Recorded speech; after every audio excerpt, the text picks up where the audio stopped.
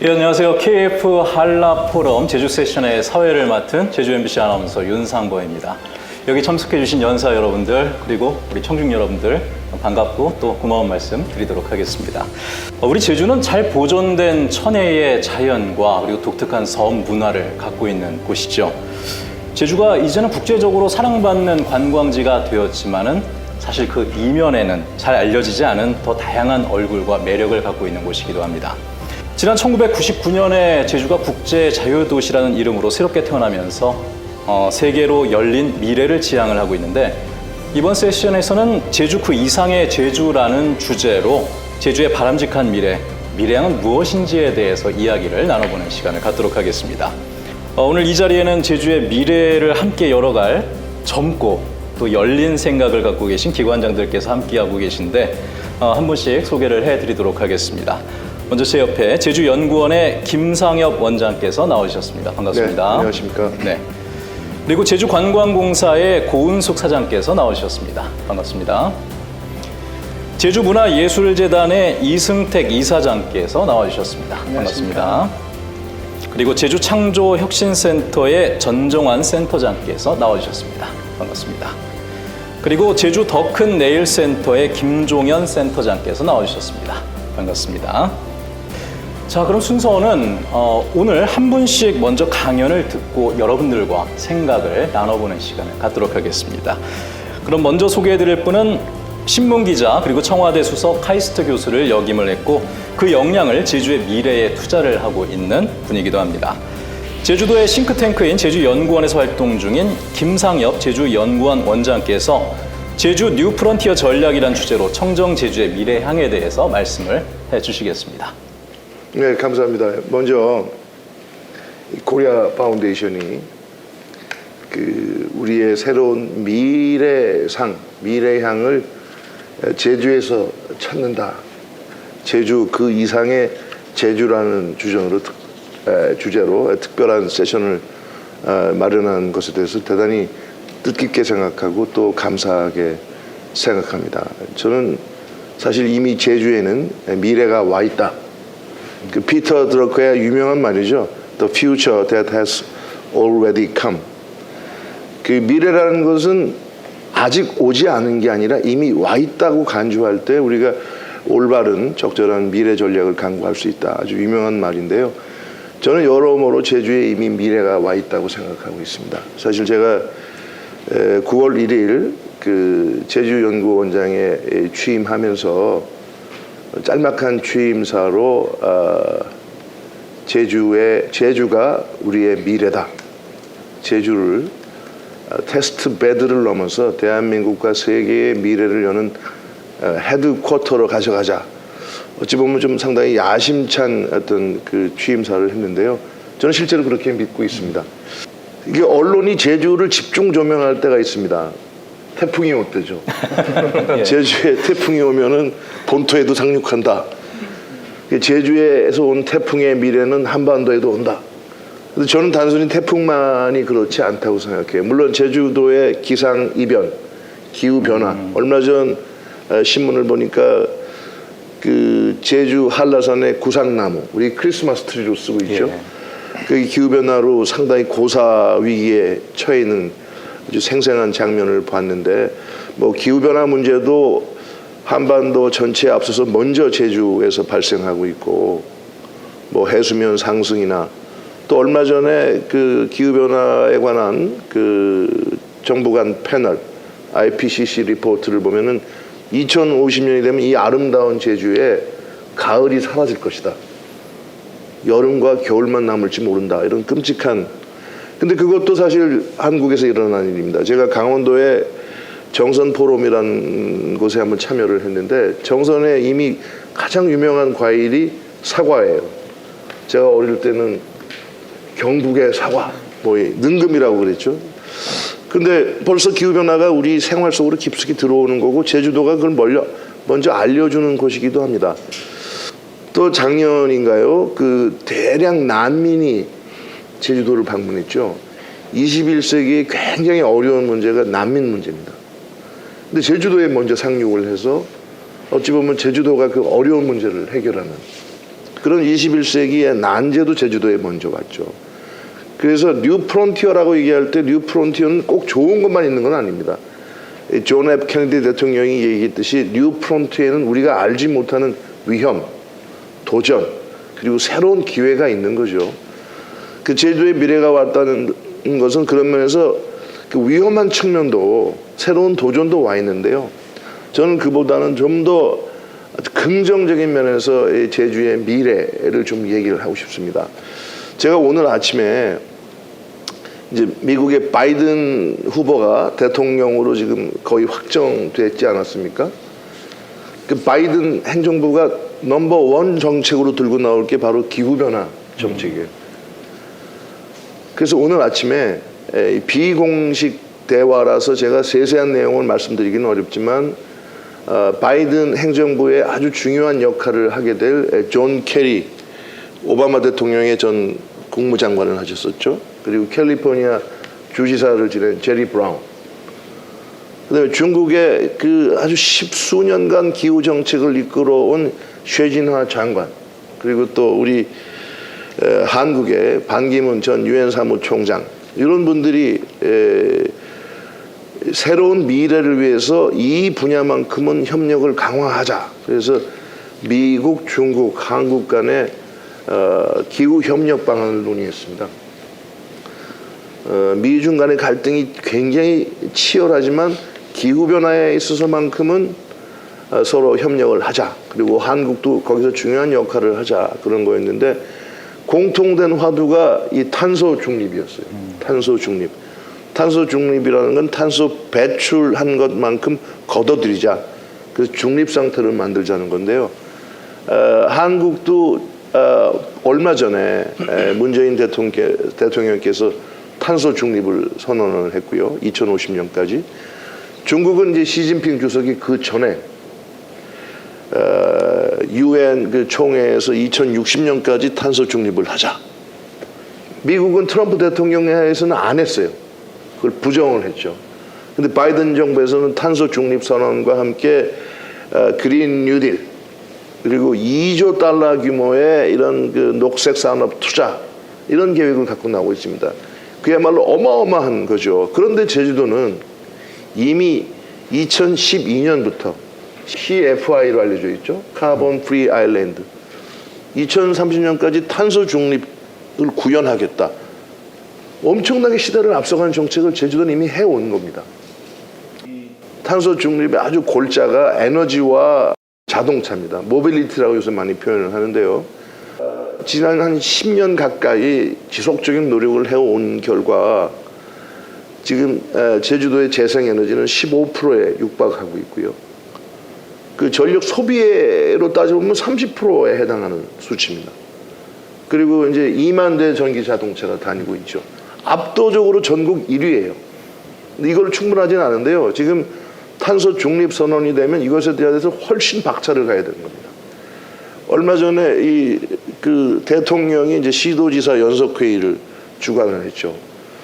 이 코로나 팬데믹 위기를 극복하기 위해서 본질적인 대책은 뭐냐? 이 사회를, 이 경제를 보다 깨끗하게 지속 가능하게 전환해야 된다. 그 UN 구테레스 사무총장께서 Clean and Green Transition, 깨끗하고 지속 가능한 전환을 해야 된다. 그러면서 그린 뉴딜을 촉구를 했지 않습니까? 그래서 우리 한국도 적극적으로 이 정책을 추진을 하고 있는데 시도지사 연석회의에서 단연 제주의 사례가 압도적으로 선도성이 입증됐어요. 그래서 이 대통령께서 환경부 장관을 통해서 감사 편지 보내왔었는데 앞으로 제주도에서 일어나는 많은 일들은 대한민국에서 일어날 하나의 그 바로미터가 되고 있습니다. 우리가 이런 예를 들어볼게요. 재생에너지를 갑자기 막 늘리다 보니까 그건 굉장히 필요합니다. 우리가 화석 연료에서 탈피를 하려면 재생에너지가 막 늘어나니까 갑자기 예상하지 못한 일이 너무 풍력에너지 같은 게 늘어나면 기존 전력망에서 수용하기가 어려워요. 그래서 그 아까운 에너지를 출력 제한, 이름도 생소하죠. 커테일먼트라 그러는데 올 들어 벌써 46차례에 대해서 출력을 제한하는 조치를 했어요. 아깝게 생산한 전기를 쓰지를 못하게 되는 겁니다. 이건 또 새로운 문제죠. 근데 많은 선진국에서 재생에너지 발전을 늘리면 이런 문제에 봉착을 하게 됩니다. 근데 제주도는 새로운 활로를 모색하고 하고 있어요. 지금 이 정부에서 수소 경제를 굉장히 강조하고 있지 않습니까? 근데 수소 경제를 가기 위해서는 굉장히 어려운 문제가 있어요. 수소 생산하는데 돈이 너무 많이 들어가는 겁니다. 가장 친환경적인 수소 생산 방법은 물을 전기로 분해해서 수전해라고 하는데요. 수소를 생산하는 거예요. 근데 그러려면은 그 값비싼 전기를 써서 수소를 생산하니까 얼마나 경제성이 나오겠습니까? 당분간은 안 나오는데 제주도는 이미 잉여 전력이 생산되고 있기 때문에 이 잉여 전력을 통해서 수소를 생산하는 그 실증 사업을 대한민국에서 최초로 시작하게 됐습니다. 그거를 학자들이 그린 수소, 녹색 수소라고 부르는 거거든요. 재생 에너지로 전기를 만들어서 그걸 가지고 또 수소를 생산한다. 아주 아름다운 선순환이라는 거죠. 그걸 제주도에서 제일 먼저 시작을 했어요. 최초의 사례죠. 그리고 전기차가 이제 많이 다니고 있지 않습니까? 2만 대. 아직 우리의 목표치인 37만 대에 가려면은 한 5% 정도밖에 안 되는 수준이긴 하지만 이미 대한민국에서 압도적으로 전기차가 높은 비중을 차지하고 있습니다. 이 전기차가 그냥 다니는 차가 아니에요. 이 전기 자동차 자체에 내장된 배터리가 일종의 에너지 운반체 역할을 하게 되는 겁니다. 그래서 전력 소요가 한참 많아질 때는 전기차에 저장된 배터리에 저장된 전기를 전력망에 보내주는 거예요. 전력 가격이 괜찮으면 자동차 소유자는 좀 비싼 값에 전기를 팔게 되겠죠. 또 한편으로는 전력이 여유가 많을 때 그리고 전기 가격이 상대적으로 저렴할 때 전기 자동차 소유자는 그 전기를 내려받는 겁니다. 우리가 컨텐트의 프로슈머라는 말을 하잖아요. 그런 시대가 오면 에너지 프로슈머가 되는 겁니다. 이 전기차가 일종의 가상 발전소 역할도 하게 되고요. 전기차가 그런 역할을 전력망과 어울러서 상호작용하는 것을 V2G라고 합니다. Vehicle to Grid. 이게 내년에 제주도에서 시작을 하게 됩니다. 이것도 대한민국 최초예요. 또 하나 제주도가 이제 그 2009년에 아주 놀라운 아주 커다란 실험적인 프로젝트를 했어요. 그게 이제 스마트 그리드라는 건데요.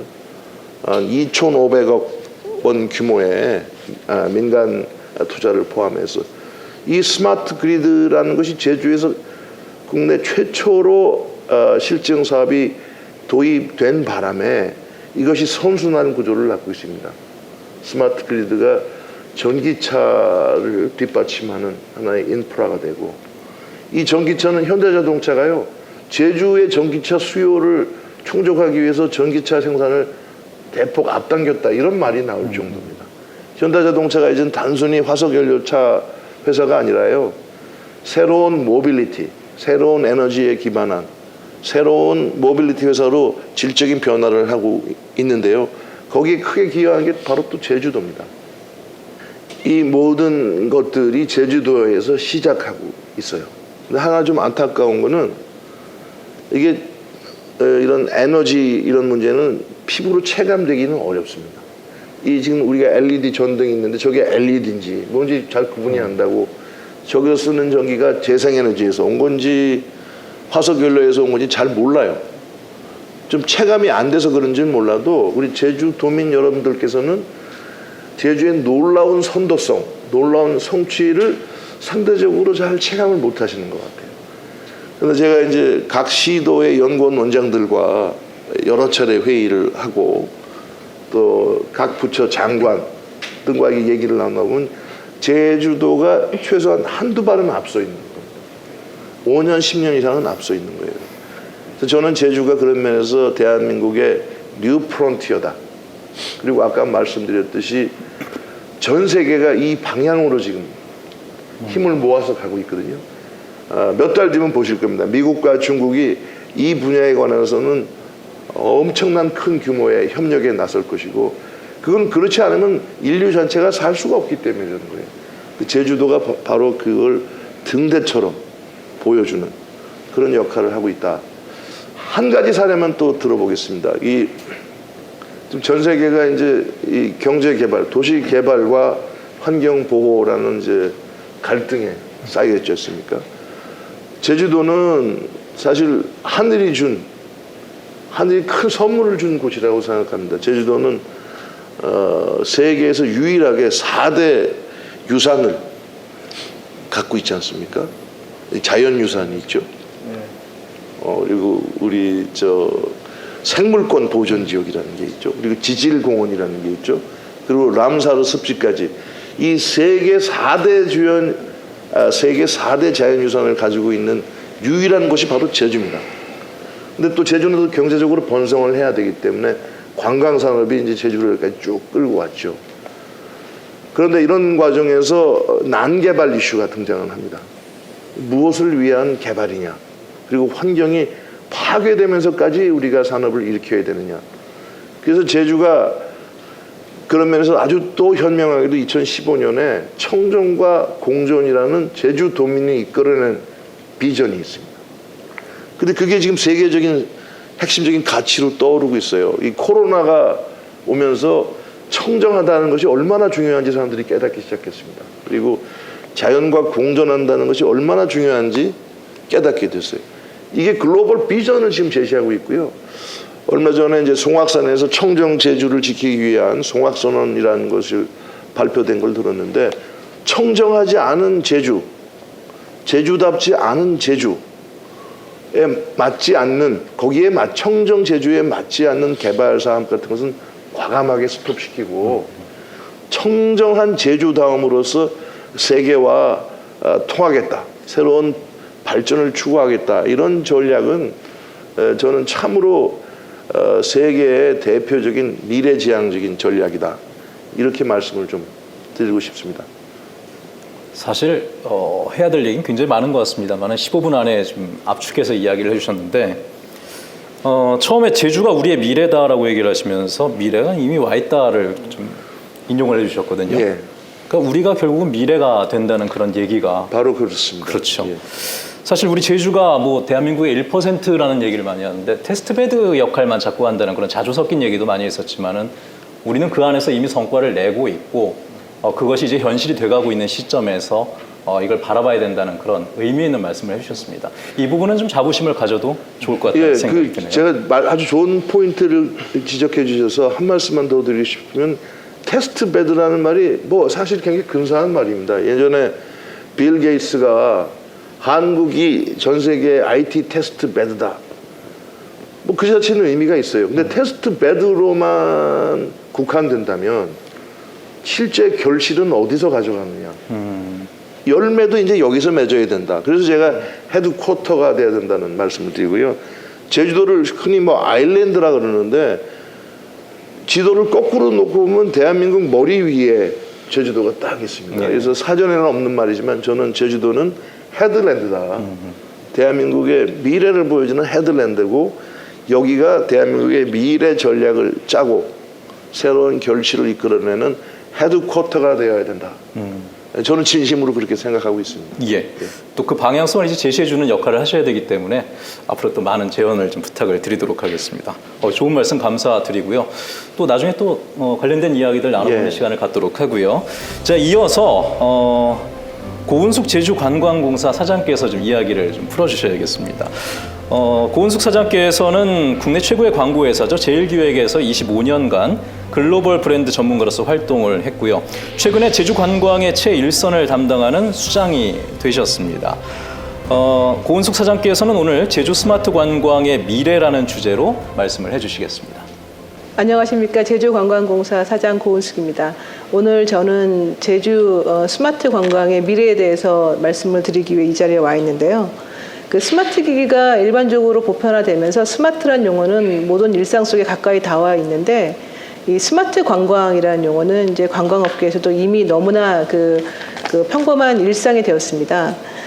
하지만 이 스마트 관광의 미래를 얘기하기에는 저희가 지금 아직은 너무 섣부른 게 아닌가. 너무나 큰 환경 변화, 기술 변화 앞에서, 그리고 관광의 트렌드가 너무나 신속하게 변하고 있기 때문에 스마트 관광의 미래를 정확하게 예측하기는 어렵다고 보여집니다.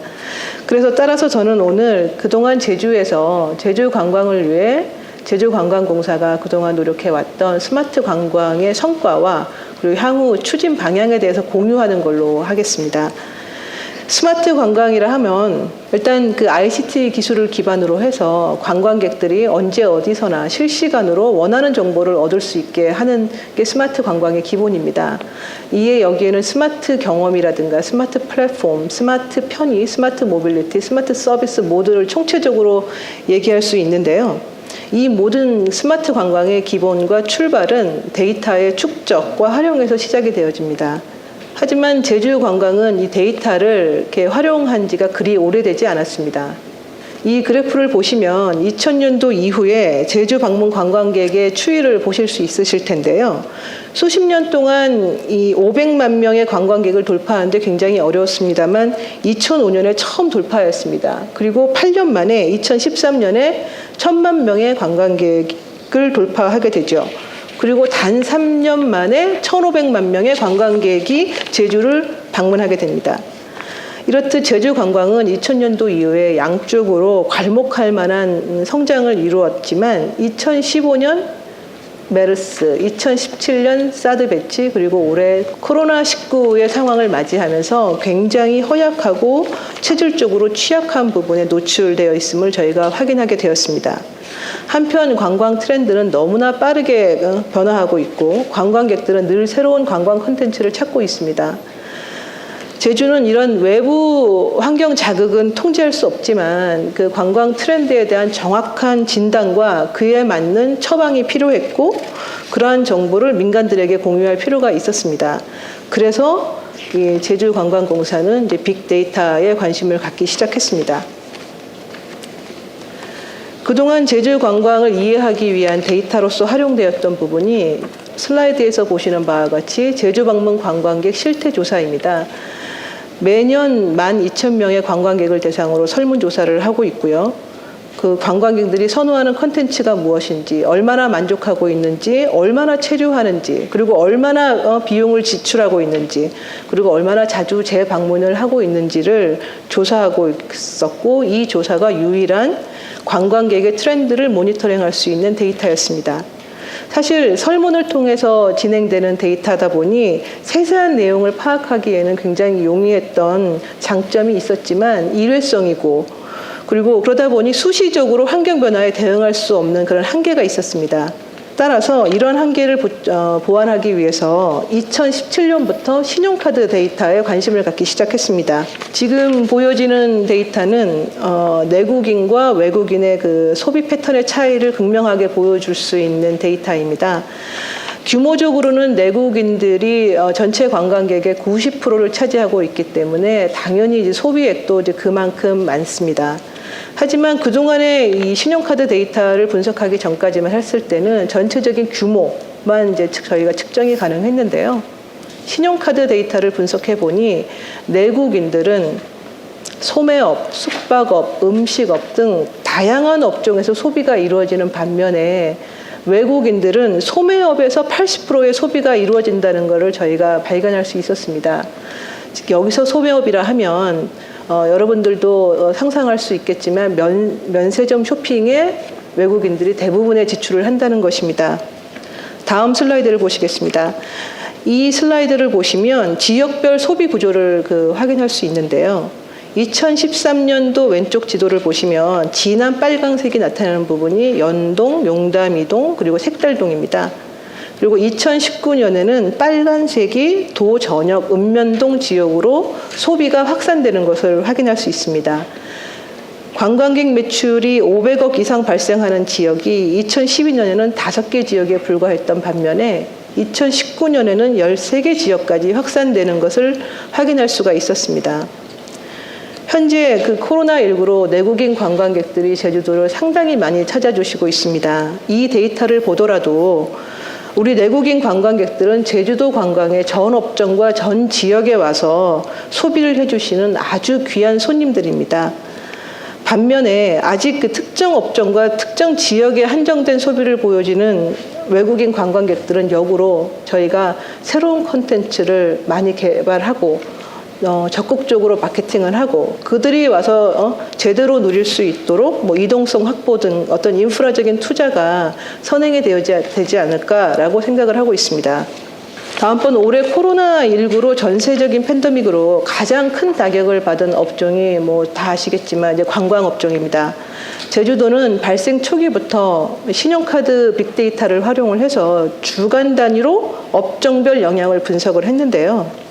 코로나19의 발병으로 이제 가장 큰 변화를 가져왔던 게 관광 업종이 개별 관광으로 급격하게 전환하고 있다는 것을 알 수 있었고, 또 관광이라는 것 자체가 사람 간의 이동을 전제로 하는 것이기 때문에 사람 간 접촉이 최소화되는 개별 관광은 언택트 관광에 있고 그 개별 관광의 성장이 돋보였습니다. 또 이로 인해서 숙박업 중에서도 개별화된 공간을 제공하는 펜션 콘도미니엄이라든지 그리고 고급화된 안전화된 서비스를 제공할 것으로 기대되고 있는 특급 호텔, 그리고 개별의 이동을 지원하는 렌터카 서비스는 아주 빠르게 경기 회복을 갖고 왔던 반면에 이 단체 여행 계획을 대상으로 하는 관광 여행사라든가 전세 버스 업종은 여전히 고전을 면치 못하고 있습니다. 이번 동영상은 관광객들의 이동 패턴을 이제 보여주는 슬라이드인데요. 제주 관광객들은 이미 재방문율이 70% 이상이 넘고 있습니다. 이제 제주를 관광하는 관광객들은 더 이상 전통적인 관광지를 찾지 않고 있었거든요. 그래서 저희의 고민은 여기서 출발이 됐고, 도대체 이 관광객들이 제주도에 입도한 후에 어디로 가고 있느냐, 그 궁금증을 내비게이션 데이터를 통해서 저희가 그 해답을 얻었습니다.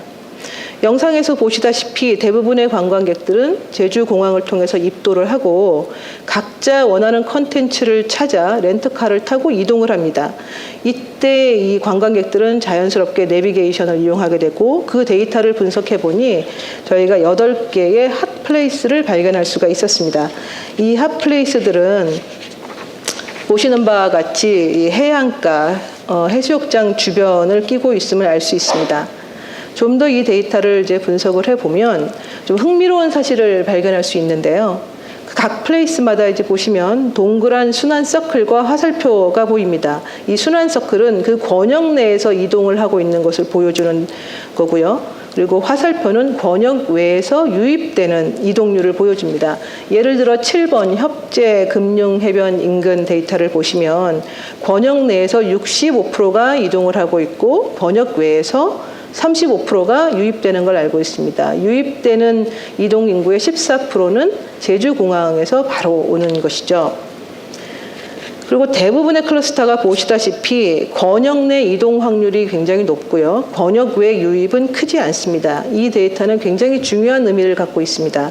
관광객들은 더 이상 이곳저곳 찍으면서 경유하는 관광 패턴을 보이는 게 아니라 특정 목적지를 정하고 제주공항에서 바로 그곳으로 가서 그 한 곳에서 충분히 휴식하고 즐기고 있다는 것을 저희가 알 수 있는 데이터입니다.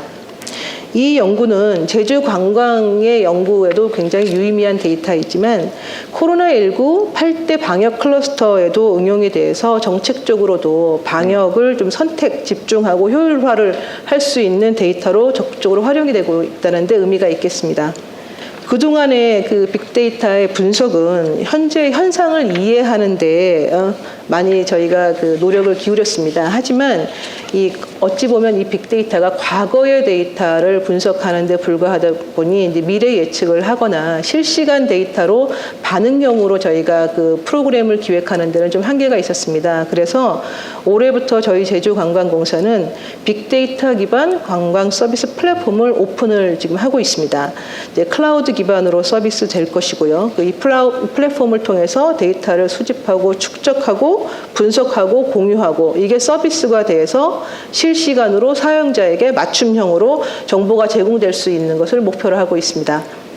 우선 내년도 이 빅데이터 플랫폼의 완성을 목표로 하고 있습니다만 올 11월 12일 우선적으로 저희가 실시간 관광지 혼잡도 분석 서비스를 오픈했습니다. 이 서비스를 조금 더 설명을 좀 드리고 싶은데요.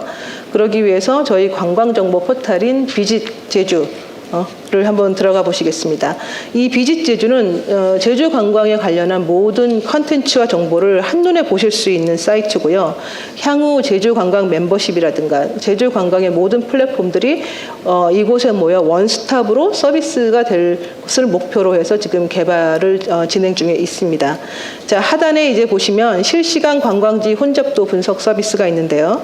이를 클릭하면 이제 화면이 뜹니다. 자, 이 서비스는 SK텔레콤의 그 이동통신 데이터를 실시간으로 처리해서 5분 단위로 이제 갱신하여주는 데이터인데요. 좌측 화면을 보시면 현재 사람들이 지금 제주도에 어디에 모여 있는지를 볼 수 있는 데이터입니다. 그리고 우측 화면은 3시간 전보다 사람이 증가한 지역을 히트맵의 형태로 확인할 수 있는 데이터입니다. 그리고 특정 지역을 딱 찍어보면 그 지역에 지금 현재 몇 명의 사람이 있고, 그리고 지난 24시간 동안 유동인구를 성별로 그리고 연령별로 확인할 수가 있습니다. 간단한 서비스 하나만으로도 저희는 다양한 기능을 기대할 수 있는데요. 일단 관광객 스스로가 혼잡도를 확인할 수 있습니다. 그래서 스스로의 안전을 지킬 수 있는 정보를 얻을 수가 있고요. 그리고 두 번째로 지자체 입장에서는 사람이 몰려있는 곳을 중심으로 우선적으로 방역을 실시할 수 있습니다. 세 번째, 해양경찰청과 자치경찰단과 협업하게 되면 우범 지역이라든가 순찰 코스를 세팅을 할 수 있기 때문에 매우 안전한 제주 관광의 이미지를 만들어 나갈 수 있습니다. 네 번째로는 이제 앞으로 11월 말에 이제 도민 데이터와 관광객 데이터를 분리하고 관광지와 음식점의 위치 정보를 다시 추가적으로 입력을 하게 되면 이 관광업을 운영하고 있는 뭐 음식점이라든지 업장들이 내 주변에 어떤 사람들이 오고 있고 몇 명이 오고 가는지를 확인할 수 있기 때문에 이 업계의 경영 전략을 수립하는 데도 큰 도움이 될 수 있는 정보를 제공할 수 있습니다. 이 외에도 무수하게 널려있는 그 민간과 공공의 데이터들을 빅데이터 통합 데이터베이스를 연내에 구축할 것이고요. 그리고 통신사 데이터와 신용카드 데이터를 분석해서 월간 이제 관광 현황 데이터를 저희는 지금 현재로서는 뉴스레터 형태로 지금 업계에 저희가 공유할 예정입니다. 무엇보다도 내년에 이제 구축을 이제 목표로 하고 있는 관광지 추천 서비스가 있는데요. 관광지 추천 서비스는 내비게이션 데이터와 신용카드 데이터를 가지고 이 추천 알고리즘을 지금 개발하고 있습니다. 그래서 내년 상반기에는 모든 관광객들이 본인이 원하는 관광지를 선택을 할 때 주로 어떤 연령대에 어떤 성별을 가진 사람들이 선호하는, 그리고 그게 실시간적으로 얼마나 그 인기를 끌고 있는지를 반영하는 데이터를 가지고 본인이 원하는 관광지를 찾아갈 수 있도록 저희가 정보를 제공할 수 있습니다. 마지막으로 이 빅데이터를 통한 이제 스마트 관광이 구현되기 위해서는 한 4가지 정도가 지금 저희가 필요합니다. 첫 번째는 민간과 공공의 협업입니다. 저희가 공공 데이터를 확보하는 것 외에도 민간의 데이터들이 많이 데이터베이스에 들어옴으로써 좀 더 의미 있는 데이터와 사용자들에게 가치 있는 데이터, 그리고 스마트 관광의 서비스들이 제공이 가능합니다. 두 번째는 이 아무리 좋은 데이터가 있어도 분석 역량이 뛰어나야 되고, 그 분석 역량이 뛰어날 뿐만 아니라 그 업종에 대한 이해가 굉장히 지금 중요합니다. 그래서 이 관광에 대한 이해가 높은 대학생들이라든가 스타트업들을 통한 협업을 통해서 저희가 분석 인재를 양성할 필요가 있습니다.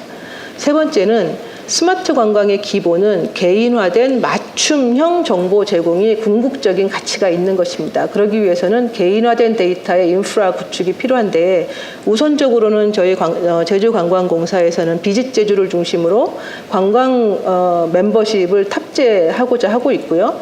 그리고 도와 정부 그리고 기타 민간 데이터들과 협업하는 구조를 통해서 개인 맞춤형 데이터를 통한 스마트 관광이 구현될 수 있도록 저희가 1차적으로 지금 노력을 하고 있습니다. 이상으로 제주관광공사가 추진하고 있는 스마트 관광의 현재와 미래 말씀드렸습니다. 감사합니다. 예, 감사합니다. 근데 사장님께서도 얘기하셨지만 사실 스마트 관광이라는 것이 지금 뭐 당연한 얘기 같지만은 명확하게 개념 잡기는 아직은 쉽지 않은 것이 좀 사실인 것 같고, 듣다 보니까 좀 재밌는 생각이 났는데, 아마 지금 대학생들은 잘 모를 거예요. 아마 김종현 센터장께서는 그렇게 여행을 다니셨을 텐데, 예전에 이제 뭐 론리 플래닛이라던가 뭐 백배 즐기기 이런 책자들이 있었거든요. 이승택 이사님께서도 잘 알고 계시네요. 그러니까 어디 여행을 가면은 다들 그 책을 갖다 이렇게 넘기면서 다녔기 때문에 그 추천 코스대로 다녔거든요. 그러니까 만났던 사람들 계속 만나요. 근데 요즘에는 누가 책자를 들고 다니겠냐 이거죠. 손바닥 안에 휴대폰 하나 갖고 지금 관광을 하는 시대가 됐습니다. 그러니까 예전에 경험이라는 것이 관광에 녹아들었다면 이제는 사장님 말씀대로 데이터 시대가 되었다는 것이 지금 말씀을 들으면서 좀 명확하게 좀 와닿는 것 같은데 코로나19 시대이기 때문에 지금 관광이 굉장히 어렵기도 하고 또 새로운 그 트렌드를 개척해 나가야 되는 그런 숙제가 있기 때문에 아마 앞으로 그 방향성을 제시하는데 좀 많은 데이터를 수집을 해야 되고 또 노력을 해야 될 것 같습니다. 그 홈페이지도 잠깐 보여주셨었는데 저는 가끔 제주관광공사 홈페이지에 들어가서 보거든요. 근데 들어가서 보면은 기발하고 또 재밌는 내용들도 많이 있습니다. 여러분들도 한 번씩 관심 갖고 지켜봐 주시면 좋을 것 같습니다.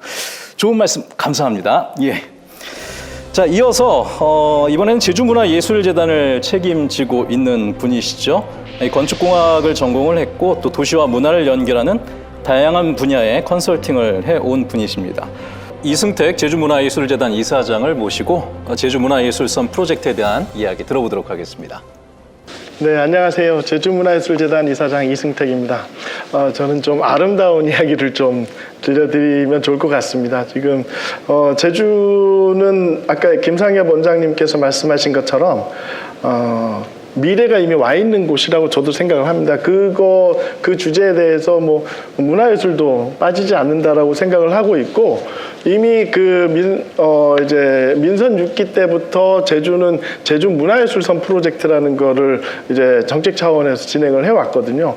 그게 이제 뭐 예산을 전체 예산의 3%를 만든다든지 하는 굉장히 행정적인 어떤 역할들을 많이 해오셨는데 이제 그거를 완성해야 되는 그런 시기가 된 것 같습니다. 그런 차원에서 이제 제주문화예술재단에서는 제주문화예술선 프로젝트를 본격화하려고 준비를 많이 해놓고 있습니다. 그래서 오늘은 그 이야기를 좀 하면 좋을 것 같습니다.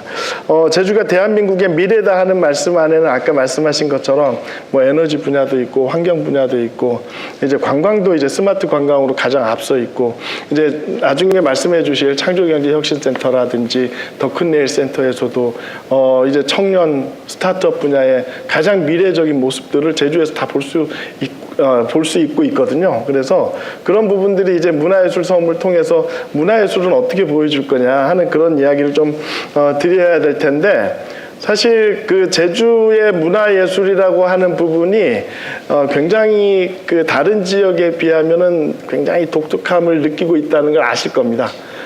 그 이유도 아실까 모르겠어요. 제주가 독특한 문화를 가지고 있었다는 것을 이제 바다로 둘러싸여져 있는 이런 그 물리적 환경이라든지 또 문화적 환경들 이제 뭐 조선시대 이후에 제주 도민들을 밖으로 보내지 못하게 하는 그런 출입 금지령 같은 게 있지 않았었습니까? 그런 부분들이 제주의 문화를 굉장히 독특하게 만드는 어찌 보면 기폭제 역할을 좀 했습니다.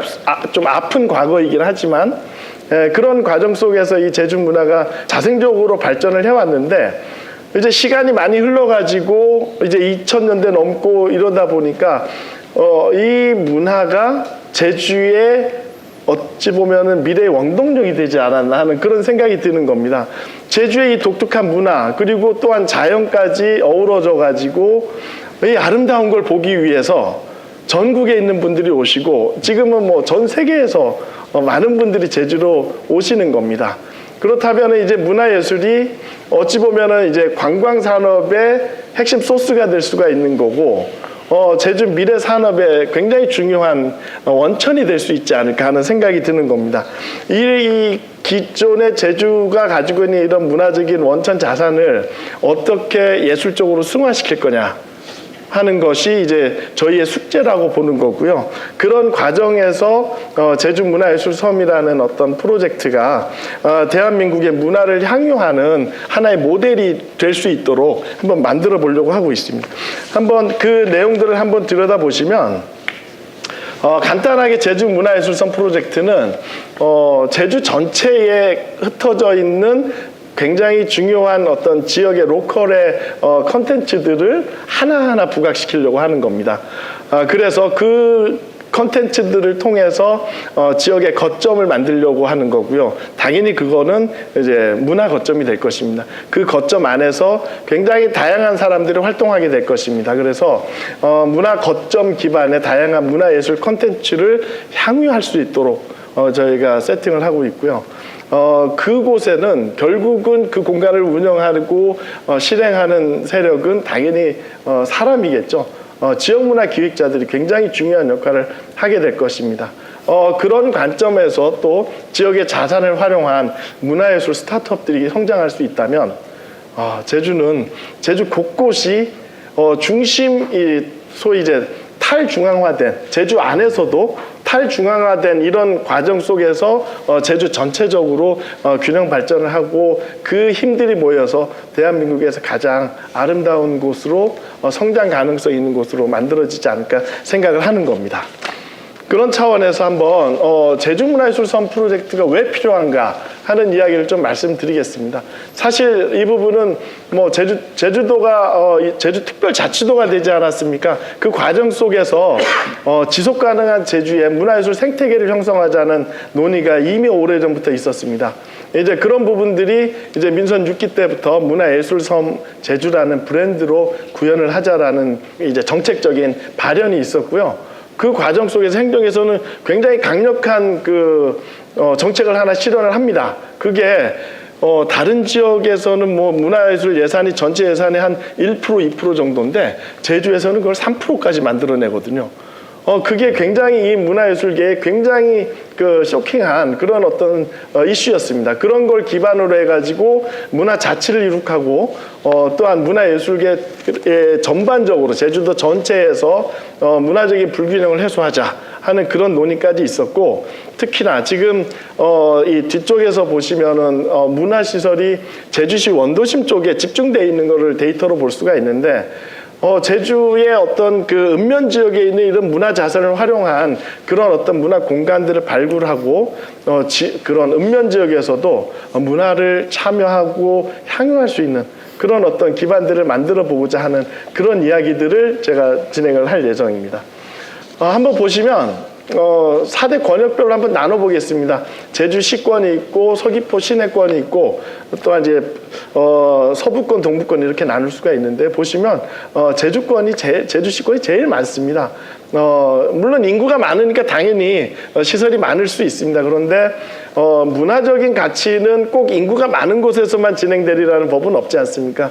이 문화적 가치라고 하는 거는 어디든 그 가치를 발굴해낸다면 빛나게 나타날 수 있는 거기 때문에 제주도 전체에서 한번 이 흐름을 한번 만들어 보려고 하는 거고요. 또한 이제 민간 문화공간 합계 비율을 보시더라도 제주시권이 거의 60%를 차지합니다. 이런 부분들을 저희가 다른 지역에까지 이 영향력을 확산시키기 위한 노력을 좀 해보려고 하는 겁니다. 그 내용들을 실현하는 방법이 저희가 이제 제주 문화예술섬이라고 할 수 있는데요. 문화예술섬 사업은 단순히 문화예술을 지원하고 뭐 문화예술을 활성화시키는 그런 수준을 좀 뛰어넘고 싶습니다. 사실 저희 여기 모여 계시는 이제 기관장님들이 전부 다 참여를 해주셔야 되는 부분이거든요. 제주 문화예술섬에는 지역 문화를 균형 발전시키자는 키워드도 있고 지역 중심의 일상 문화를 활성화하자는 그러니까 향유하고 예를 들어서 동아리 차원에서 이렇게 문화에 참여하는 그런 부분들도 필요하고요. 사실은 이 지역의 문화 거점을 만들게 되면 자연스럽게 지역 일자리도 나타나게 될 겁니다. 그 거점을 통해서 지역 일자리도 창출을 할 수가 있고 또한 이 문화를 통해서 지역을 재생할 수도 있습니다. 도시재생이라고 하는 게 아주 오래된 몇백 년 된 도시를 재생하는 것만이 도시재생은 아니거든요.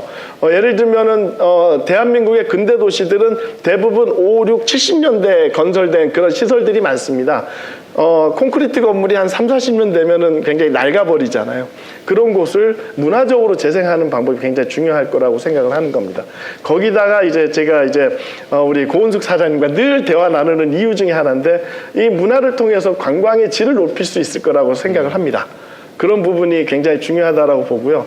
거기다 이제 우리 창조경제혁신센터나 더 큰 내일 센터랑 함께 해가지고 문화예술 스타트업을 발굴하고 문화기획자를 양성하는 그런 일들을 저희가 함께 해나가려고 하고 있고요.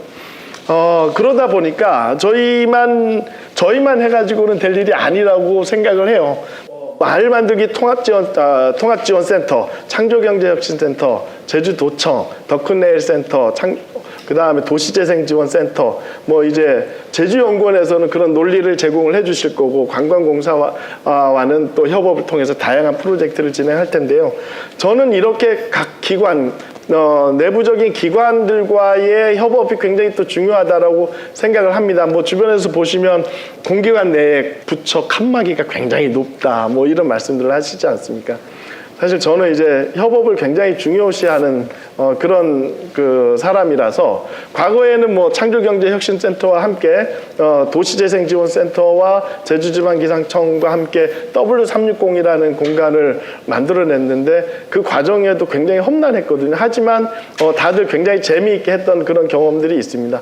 사실 이렇게 그 기관들이 함께 할 수 있다는 거는 공적 자산의 쉐어링이라고 생각을 합니다. 공적 자산의 공유라고 보거든요. 왜냐하면은 가지고 있는 자산을 통해서 그거를 모아서 확산시키고 시너지를 일으킨다는 거는, 예를 들어서 저희가 뭐 100만 원을 가지고 100만 원의 효과를 내는 게 아니라 100만 원을 가지고 1000만 원의 효과를 낼 수 있는 그런 게 이제 협업 속에서 나타날 수 있다라고 생각을 합니다. 그런 차원에서 여기 계신 분들, 그리고 사실은 민간과의 협업도 굉장히 중요하기 때문에 함께 한다는 그런 생각으로 해주시면 좋을 것 같고요. 그 가치들이 이런 게 나타납니다. 제가 이 조금 작은 키워드로 문화봉화대라는 이름을 쓰고 있습니다. 예를 들어서 문화의 향기가 제주도 전체, 대한민국 전체에서 흘러넘친다 했을 때 향기라고 하는 것은 그 소위 이제 개별성이나 이런 게 조금 이제 떨어지지 않나 생각을 합니다. 제가 문화봉화대라는 이름을 쓰는 이유는 각 지역의 색깔을 가진 봉화를 올리고 싶다라는 뜻입니다. 그렇게 해서 이 문화봉화대를 통해서 문화 소외 지역의 서비스를 확대하고, 문화기획자도 파견하고, 문화 스타트업도 연계하고, 문화시설에 지금 유휴공간이라고 해가지고 주변에 비어있는 공간 있지만 쓰지 않는 공간이 굉장히 많지 않습니까? 이런 공간을 문화적으로 활용할 수 있도록 저희가 연계를 해나가려고 하고 있고요. 또한 가장 중요한 거는 또 그렇습니다. 요즘 문화예술은 단순히 뭐 좋은 그림 그리고 좋은 작품 만들어내는 거기에 국한되지 않습니다. 지역의 문제를 해결하는 솔루션 역할까지도 하고 있거든요. 문화예술의 범위가 굉장히 넓어지고 있는 겁니다. 물론 이제 각 장르별로도 그런 역할들을 하실 겁니다. 그게 이제 교집합이 돼가지고 우리 지역의 문제를 해결하는 굉장히 중요한 역할을 해줄 수 있다라고 생각을 합니다. 그런 차원에서 이런 어떤 유기적인 협치 네트워크를 좀 운영을 하려고 하고 있습니다. 예를 들면 지역 일자리 창출 차원에서 보면 창조경제혁신센터, 제주도청, 청년센터, 그 다음에 더 큰 내일 센터, 제주경제통상진흥원 등과 함께 일자리 창출을 하는데 같이 협력을 할 수 있을 거라고 보고 있고요. 지역 연계의 문화재생 부분에 보면은 제주관광공사라든지 마을 만들기 종합지원센터, 도시재생지원센터 등과 함께 한다면 지역을 연계하는 그런 프로젝트들이 많이 나타날 수 있을 거라고 봅니다. 이런 부분들을 저희가 이렇게 좀 구분을 지어서 좀 제주도 전체를 바라보면서 큰 그림을 그려보려고 합니다.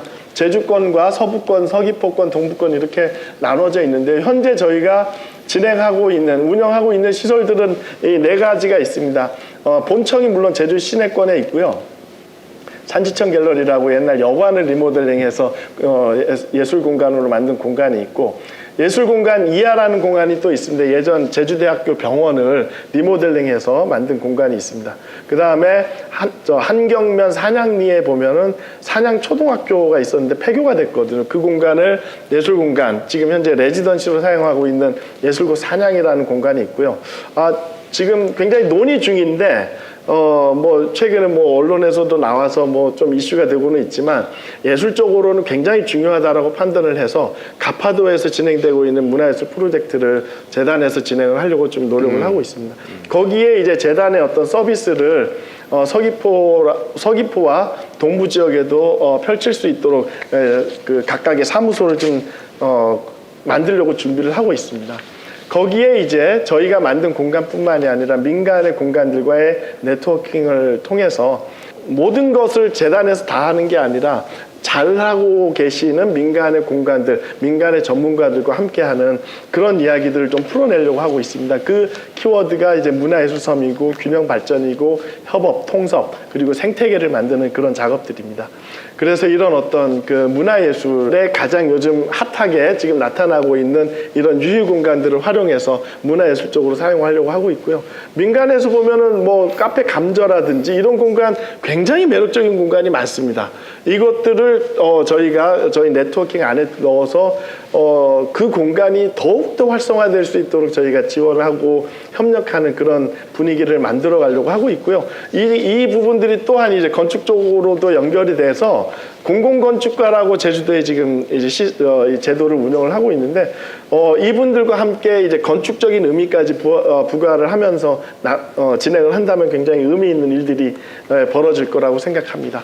그래서 이런 여러 개의 어떤 유휴 공간을 문화 재생을 하고 그런 과정을 통해서 굉장히 다양한 활동들을 하려고 하고 있고요. 원희룡 지사님께서 이런 말씀을 하셨습니다. 문화예술은 사회의 공공재로서 국가의 정체성과 자존심을 지키는 보루라고 하셨습니다. 굉장히 의미심장하지 않습니까? 문화예술을 통해서 우리 지역, 제주도를 이렇게 굉장히 아름답게 만들고 활성화시킬 수도 있을 뿐 아니라 지금 코로나 시기에 굉장히 힘들어진 이 생태계를 조금 전환시키기 위한 어떤 정책으로서도 제가 이런 문화예술섬 프로젝트가 적합하다라고 생각을 하고 있습니다. 그래서 이런 어떤 프로젝트를 계속 기획 발굴하고 공모할 수 있도록 준비를 하고 있고요. 그러면서 이 위기 아닌 위기를 잘 극복해 나가려고 하고 있습니다. 제주 문화예술섬 프로젝트를 통해서 제주 전역에서 지역 문화 거점들을 만들고 문화봉화대라는 이름으로 그 색색의 어떤 연기를 피워서 지역 주민이나 예술가 등 도민 누구나 언제 어디서나 즐길 수 있는 제주도를 문화예술 섬으로 만들려고 하는 그런 노력을 진행하고 있습니다. 지켜봐 주시고 꼭 같이 해주시면 좋겠습니다. 예, 감사합니다.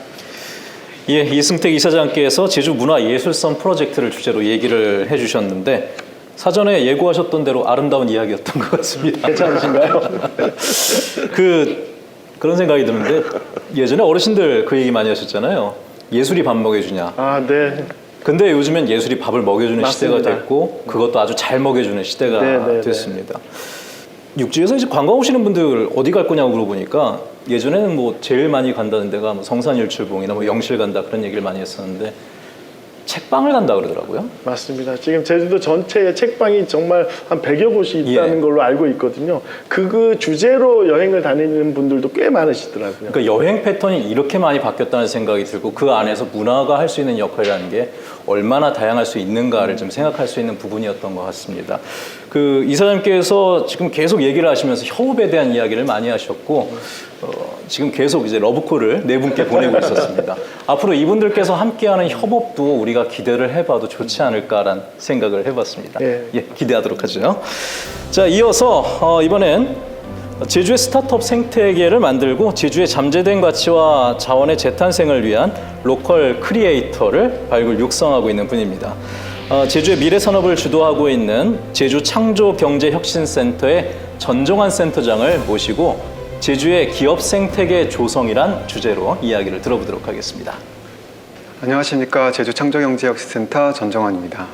저는 제주의 기업 생태계 조성에 대해서 얘기를 할 건데요. 제주도의 경우 관광도시, 농수축 산업도시로 대표적으로 지금 되어 있는데요. 근데 앞으로 크리에이티브 시티, 창조도시를 어떻게 변화해 갈 것인가가 굉장히 중요하다고 볼 수 있습니다. 제주도의 이제 산업의 역사를 생각을 해보면 1960년대 중반부터 감귤 산업이 시작이 되었습니다. 그 전에는 감귤 나무는 있었지만 산업이라고 보기는 어려웠고요. 그래서 감귤 산업이 시작되면서 나무가 한두 그루만 있으면 대학을 보낼 수 있다라고 했던 시절이죠. 그리고 70년대, 80년대를 거치면서 제주가 신혼여행지로 각광을 받고 또 중문 같은 곳이 개발이 되었죠. 근데 1988년이 저는 굉장히 중요한 시점이라고 생각을 합니다. 여러분 아시다시피 1988년에는 서울 올림픽이 열렸던 때죠. 우리나라가 산업화를 이루어서 세계의 경제에 이제 우리가 잘 사는 것들을 보여줘야겠다고 했던 시기고, 저때 강남, 송파 이런 데 대로를 개발하고 아파트 숲을 만들고 그것을 바로 우리가 세계에 과시했던 시대입니다. 동시에 그때 들국화의 최성원이 그 제주도의 푸른밤을 발표를 하게 되죠. 지금까지도 많이 불리우고 있는데요. 제주도의 푸른밤은 한편으로 제주도로 이주하고 싶다, 그리고 아파트를 숲을 대도시에 그것을 떠나고 싶다라는 그 욕망을 얘기하기 시작한 거죠. 이렇게 서울에 대한 어떤 프라이드, 강남에 대한 욕망과 제주에 대한 욕망이 동시에 저 때부터 시작이 돼서 지금까지 30년 이상 진행이 되고 있다고 볼 수 있습니다. 그리고 2004년에 다음 커뮤니케이션이 애월의 유수함에 펜션을 빌려서 이주한 것을 시작으로 이제 본사를 이전하는 과정으로 가게 됐죠. 그리고 이후에 NXC도 이전을 하게 되고요. 그리고 2007년에 서명숙 이사장님이 리턴을 해서 올레길을 만들게 됩니다. 그래서 서명숙 이사장님의 리턴이 굉장히 저는 큰 상징적인 의미가 있다고 생각을 하는데요. 서귀포에서 10대를 살 때는 계속 지긋지긋한 여기를 떠나고 싶다고 했던 분이 한 30여 년 이상 서울에서 굉장히 열심히 일을 하시다가 스페인의 산티아고를 여행하다가 내 고향 서귀포가 더 좋다라고 생각해서 리턴을 해서 이렇게 새로운 가치를 여기에 만드셨단 말입니다. 근데 이런 것들이 바로 제주의 가치를 이제 만들어가는 과정이라고 볼 수 있고요. 2010년에부터 이효리를 시작으로 문화이민자의 흐름이 더 빨라지게 됐고요. 근데 이런 것들을 타임라인으로 쭉 놓고 보면은 다음과 같습니다. 이것들을 세대로 분류를 해보면 10대, 20대, 30대, 40대, 50대, 그리고 제주 출생이면서 서울에 간 사람, 제주에서 계속 있는 사람, 외부에서 들어온 사람, 리턴한 사람, 다들 다른 경험을 하고 있고 다들 다른 가치관을 가지고 있다는 것을 알 수 있습니다. 제가 제주에서 청조경제학센터를 맡게 됐을 때 서울에 있는 50대 이상이 되는 제주 출신의 서울에 가서 자리를 잡으신 분은 저한테 이렇게 얘기를 했어요. 제주는 잘 안 될 거야. 척박한 곳이야. 너 가서 하는 거 고생하겠다. 이렇게 얘기를 했고, 그런데 연령대가 내려갈수록 달라지는 거예요.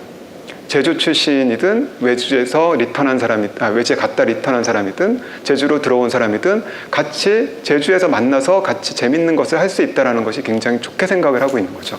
그래서 센터가 생겨서 그런 것들 할 수 있어서 너무 좋다라고 얘기를 하고 있었습니다. 이런 것에서 이제 아까 저희가 우리 대한민국의 변화를 얘기한 것처럼 이렇게 제주도도 변화를 하고 있고 가진 경험이 변화하고 있고, 근데 서로 간에 가치관이나 경험이 다르기 때문에 그것이 연결돼서 변화를 만들어 나가야 되겠다는 생각을 할 수 있습니다. 현재는 서울을 탈출하는 청년들이 나타나고 있습니다. 그런 친구들이 제주로 많이 오고 있습니다. 한편 제주에서 태어난 친구들은 제주를 탈출하고 있습니다. 기회를 찾고자. 이런 것들을 보면은 이것이 청년의 문제가 아니라는 것을 알 수 있습니다. 저는 이것이 아까 대한민국이 압축 성장을 하면서 수도권 중심적으로, 대기업 중심적으로 우리가 단기 성장을 한 것, 어떻게 보면 그 성공을 이루어낸 것은 자랑할 만한 일이지만 이제 우리가 풀어야 할 문제는 다시 정의를 해야 되고 그것을 풀어야 된다는 것이죠. 이런 것을 풀어갈 수 있는 것은 저는 스타트업이라고 생각을 합니다. 제주가 당면한 문제를 해결하고 가치를 키우는 방법이죠. 스타트업은 다양한 것과 결합할 수 있습니다. 아까 이승택 이사장이 얘기하신 문화예술과 결합할 수도 있고요. 도시재생과도 결합하고요. 교육혁신과도 결합할 수 있고 사회혁신과도 결합할 수 있습니다. 그래서 저희 창조경제혁신센터가 해온 일들은 새로운 연결을 통한 창조의 섬 제주라는 비전으로 지금까지 해왔는데요. 그래서 저희 센터는 제주의 혁신 창업 생태계를 조성해서 지역의 지속 가능한 성장을 만든다는 미션으로 다음과 같이 일을 해오고 있고요. 2015년 4월에는 처음에는 입주 보육 중심으로 하고 스타트업 관련한 커뮤니티를 조성하는 데 좀 주력을 했고요. 2기 때는 직접 시드머니 투자를 하기 시작하고 그리고 로컬 크리에이터 산업을 키우기 시작했습니다. 그리고 올해부터인 3기부터는 지역의 도민들을 중심으로 도민 자본으로 펀드를 조성하려고 합니다. 그래서 제주도 출신이면서 서울 가서 성공하신 분, 제주로 이주하신 분, 그리고 제주가 처가인 분, 국제학교 부모들, 감귤농장 주인, 이런 분들이 저희 투자조합에 참여를 하고 이런 분들이 스타트업의 주주가 되면은 스타트업을 키울 수 있을 뿐 아니라 세대 간에도 연결이 되고 지역 간에도 연결이 되고 여러 가지 문제들이 우리가 해결해 가면서 제주를 더욱 가치를 키울 수 있다고 생각을 합니다. 그래서 지난 5년간 제주의 혁신 창업 생태계는 다음과 같이 변화를 해왔습니다. 기존에는 다음 커뮤니케이션 이주를 했지만 좀 고립된 부분이 있었습니다. 그래서 이주를 하면 기업이 더 성장할 수 있어야 되는데 이주에서 오히려 고립되고 좀 힘들어진 부분도 있는 것 같아요. 그런데 이렇게 기업 생태계를 만들어 가게 되면은 제주에서 창업하는 사람들, 이주하는 기업들, 또 제주의 한라산 같은 또 기존의 기업들, 이런 기업들이 서로 시너지를 발휘하면서 함께 성장할 수 있고 제주에 가야지 성공할 수 있다라는 얘기가 나올 수 있다고 생각합니다. 그래서 제주창조경제혁센터는 이렇게 중소벤처기업부, 제주특별자치도, 카카오가 함께하고 있고요.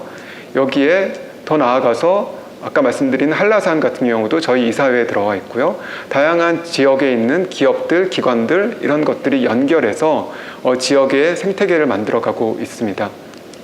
그래서 스타트업들을 저희가 보육해하는 기업들은 이렇게 제주 전역에 있습니다. 그래서 제주의 가치를 이런 기업들이 키우고 있고 이런 기업들이 투자 유치를 해서 성장해가고 하면서 그 지역이 변화해가고 있죠. 그래서 저희가 투자한 기업들은 후속 투자도 많이 받고 있고요. 그래서 애월의 경우에는 무동력 자동차 레이싱을 하는 모노리스라는 기업이 생겼고, 그리고 구좌 쪽에는 테크노파크 용어매스 단지에 위성 안테나에서 빅데이터 이제 수신해서 전송을 하는 항공우주 스타트업도 생겼고요. 이전 기업인 NXC에서 사내벤처로 분사한 캐치플레이라는 기업도 지금 빠르게 성장하고 있습니다. 그래서 이렇게 로컬 크리에이터 형태의 기업들도 있고 또 ICT나 기술 기반의 기업들도 있고 환경 관련한 기업들도 있고요. 그리고 제주도가 미래전략국을 중심으로 전기차 특구라든지 드론 실증도시 이런 사업들을 성공적으로 하면서 더욱더 민간 협력으로 지역 스타트업 생태계가 커져가고 있습니다. 또 규제개혁 관련해서도 전국에서 가장 선도적인 모델이 나왔는데요. 제주의 빈집을 리모델링하는 다자요라는 기업이 9월 달에 한걸음 모델이라고 하는 첫 규제개혁의 혁신 모델이 제주에서 나오게 되었습니다. 그래서 제주의 스타트업 생태계는 다음과 같은 일들을 함께 만들어 가야지만 이루어질 수 있다고 생각을 합니다. 기업을 그냥 입주 보육만 하면 되는 게 아니라 그 기업이 제주에서 살아갈 때 일하기, 살기, 관계 맺기, 투자받기 이런 삶의 질과 일과 관련된 문제들이 종합적으로 해결이 되어야지 성장이 된다고 생각을 하고요. 또 이런 게 기업들의 노력으로 해서 그 기업이 성장해 가면서 이런 문제를 또 해결해지는 선순환을 만들어낼 수 있다고 생각을 합니다. 그래서 저희 같은 기관들은 그런 선순환을 만들 수 있도록 매개자 역할을 하고 아까 이승택 이사장이 말씀 주신 것처럼 다양한 기관들이 협력을 해가지고 이 생태계를 거의 토양을 더 높게 하는 것이 저희의 역할이라고 생각합니다. 네, 이상입니다. 예, 감사합니다. 전종환 센터장님도 육지 출신이신데 제주도에 지금 내려오신 건가요? 네, 육지 출신이긴 하지만 2006년에 다음 커뮤니케이션이 제주도에서 연 개발자 컨퍼런스에 놀러 왔다가 다음에 제 입사를 하게 됐습니다. 사실 2006년이면은 그 내려오는 사람들이 많지가 않았던 시기라서 저희가 농담으로 그때 그런 얘기 있었습니다. 센터장님 같은 분들을 이주 노동자라고 얘기했어요. 근데 그 이후에 굉장히 많은 분들이 지금 내려오기 시작을 했죠. 지금 말씀하셨던 그런 환경들, 아까도 같은 얘기 했었지만 협업이 굉장히 중요할 것 같거든요. 그런 생태계가 우리 제주 안에 꼭 앞으로 좀 구축이 잘 되었으면 하는 그런 생각이 들었습니다. 지금 소개해드릴 분은 이제 한국 대표의 포털 사이트 다음과 넥슨 그룹의 제주 이전 프로젝트를 담당했던 분이시고요.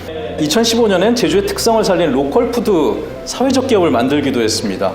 지금은 또 인재를 키워내고 있는 제주 더 큰 네일 센터의 센터장으로 계신 김종현 센터장이신데 청년 얘기가 나오면서 자연스럽게 제주의 혁신적인 미래 인재 양성이라는 주제로 이어질 것 같습니다. 그 이야기 부탁드리도록 하죠. 네, 반갑습니다. 저는 제주 더 큰 네일 센터의 김종현 센터장입니다. 저는 이제 항상 제주의 미래를 만드는데 일조하는 사람이 되어야 한다는 소명을 가지고 살아왔는데요. 오늘 미래가 이미 와 있다고 하니까 상당히 좀 뜻깊은 자리에 와 있는 것 같습니다. 앞서 사회자께서 얘기하셨듯이 제주에서 나오고 자라서 서울에 학교를 가고 서울에서 직장을 다니고 있던 사람이었습니다. 근데 2003년도에 다음이 제주 이전을 기획하게 되면서 이주 노동자 1호로서 제주에 내려왔고요. 그리고 중간에는 제주를 좀 더 빛나게 만들어 보고 싶다라고 해서 한자를 빛날 섬을 쓰는 섬이다라는 회사를 만들어서 제주 로컬 크리에이터라고 하는 개념이 없을 때 처음으로 지역의 자원을 이용한 비즈니스 모델을 만드는 일을 해왔습니다. 지금은 제주도 컨데일센터라는 곳에서 청년들을 육성하는 일을 하고 있는데요. 왜 제주도에서 청년들을 육성하는 것이 중요한지에 대한 이야기들을 할까 합니다. 청년 세대의 위기들이 많이 예의되고 있습니다. 이건 단순히 청년 세대의 위기만이 아니라 우리 사회 전체의 위기입니다. 코로나19로 청년들의 실업률이 더 심각해져 가고 있습니다. 고용률이 이제 40%를 조금 넘는 수준에 있습니다. 제주도도 코로나19 영향이 더 심각한데요. 실제 제주도의 고용률은 전국의 평균보다 높은 수치였으나 최근에는 전국 평균보다 낮은 수치로 청년 고용률이 떨어지는 등 심각한 위기를 나타내고 있습니다. 저는 이제 IMF 세대라고 얘기를 하는데요. IMF 이후에 사회 진출이 많이 늦어짐으로써 많은 혼선들을 겪었던 세대입니다. 근데 청년 세대가 사회 진출을 제대로 하지 못하게 되면 당연히 결혼도 되게 늦어질 거고요. 그럼 출산율도 저하될 거고, 그 다음에 사회 진출을 제대로 못해서 자영업으로 많이 빠져나감으로써 이러한 위기 국면이 되면 또 다른 이제 경제 위기의 취약한 양극화의 국면을 가져가게 됩니다. 이러한 것들은 전국체적으로 보면 높은 사회적 비용들을 발생하는 문제인 거죠. 이 사회적 비용을 선제적으로 대응해서 우리 사회에 필요한 방향으로 전환시키는 것들이 무엇보다 중요한 과제입니다. 최근에 여러 가지 이유 때문에 이러한 청년 실업률 문제가 더 심각해지고 있습니다. 일단은 일자리가 양극화되고 있죠. 이제 대기업과 중소기업의 정규직 그리고 비정규직과의 임금 격차는 최근 많이 완화되고 있긴 하지만 여전히 심각한 수준에 있습니다. 그리고 청년들이 점점 이제 불안정한 사회에서 노출되어 있다 보니까 안정적인 직장을 선호합니다. 그래서 공무원이라든가 아니면 이제 전문직 고시 시험이라든가 교원이라든가 아니면 공공기업에 취업하고 희망하고자 하는 준비하는 청년들이 50%가 넘는 걸로 나타나고 있죠. 이러한 분들이 치열한 경쟁을 통해서 적성과 무관하게 시험 활동을 통해서 사회 진출을 준비 중에 있습니다. 된다 하더라도 적성과 무관하기 때문에 힘든 삶일 수 있고요. 만약에 떨어진다면 이 수험 생활이라는 게 자신의 직업 능력을 향상시키는 것과 무관한 영역들이기 때문에 상당히 좀 사회에 긍정적인 역할들을 하기 어렵습니다. 그러면 이제 사회 진출이 되게 늦어지거나 아예 좌절되는 경우들이 있고요. 그러면 결국 민간의 활력으로 인한 새로운 일자리가 만들어지지 않고, 그럼 더 사람들을 또 안정적인 직장을 선호해서 공공기관으로 취업을 원하는 형태의 악순환고리가 만들어지는 거죠. 그럼 민간은 어떠하냐? 민간 영역에서는 4차 산업혁명으로 인해서 상당히 많은 일자리의 감소 아니면 변화들을 얘기하고 있습니다. 그래서 일자리 감소 우려가 있고요. 또 하나는 지금 우리가 초등학생 입학한 사람들은 아마 65%가 지금 없는 직업에 다닐 거다. 아마 이제까지 없던 직업들을 우리는 이제 직업을 가져야 될 것이고요. 좀 더 적극적이신 분들은 일생을 살아가면서 한 사람이 대여섯 개의 직장을 아니면 직업을 가져야 되는 시대가 될 거라고 얘기를 하고 있습니다. 이런 변화에 맞춰가지고 예전에는 회사가 청년을 고용하면 평생 고용을 보장을 해주는 사회였죠. 근데 이제 평생 고용을 보장해주는 평생 직장 개념이 완전히 사라졌습니다. 10년 이내에 이직하는 횟수가 평균 4회라고 하는 통계가 최근에 나오고 있죠. 그러면 기업들은 더 이상 신입사원을 뽑아서 투자를 통해 가지고 육성할 생각을 갖고 있지 않습니다. 그럼 경력직을 선호하게 되겠죠. 그러면 점점 경력직을 선호하는데 경험을 할 수 없는 상황이 되는 악순환의 고리가 또 한 번 민간에서도 발현되고 있습니다. 이러한 문제를 어떻게 해결할 것인가가 저희 제주도 컨데일센터의 출발이었다고 생각합니다. 이렇게 사람들이 점점 안정적인 직장을 원하고 변화에 대응하지 않으려고 할수록 우리는 혁신을 하지 않게 되고, 혁신을 하지 않을수록 우리의 미래는 더더욱 불투명한 사회가 되는 거죠. 그래서 우리가 더 안정적인 사회를 지향하기보다는 변화를 능동적으로 만들어가는 사람으로서의 변화들을 어떻게 만들어갈 것인가를 가져가야 될 것 같습니다. 우선 미래는 청년이 주체가 되어야 된다는 걸 되게 명확히 할 필요가 있습니다. 지금 파워포인트 보이시는 분은 말메 레팔무 시장이라는 분인데요. 말메라는 지역은 북유럽에서 조선산업이 매우 발달했던 지역이었습니다. 근데 조선산업이 우리나라의 조선산업의 성장으로 인해서 쇠퇴하게 됩니다. 그래서 한때 2000년대 초반에는 20%가 넘는 실업률을 겪는 지역이었습니다. 지금 레팔루 시장이 그 지역을 한 15년 동안 시장을 하면서 혁신을 만들어내서 세계적인 혁신 도시로 주목받고 있습니다. 재생에너지 단지, IT, 되게 문화적인 어떤 재생까지도 포괄하는 혁신 도시로 주목받고 있는데요.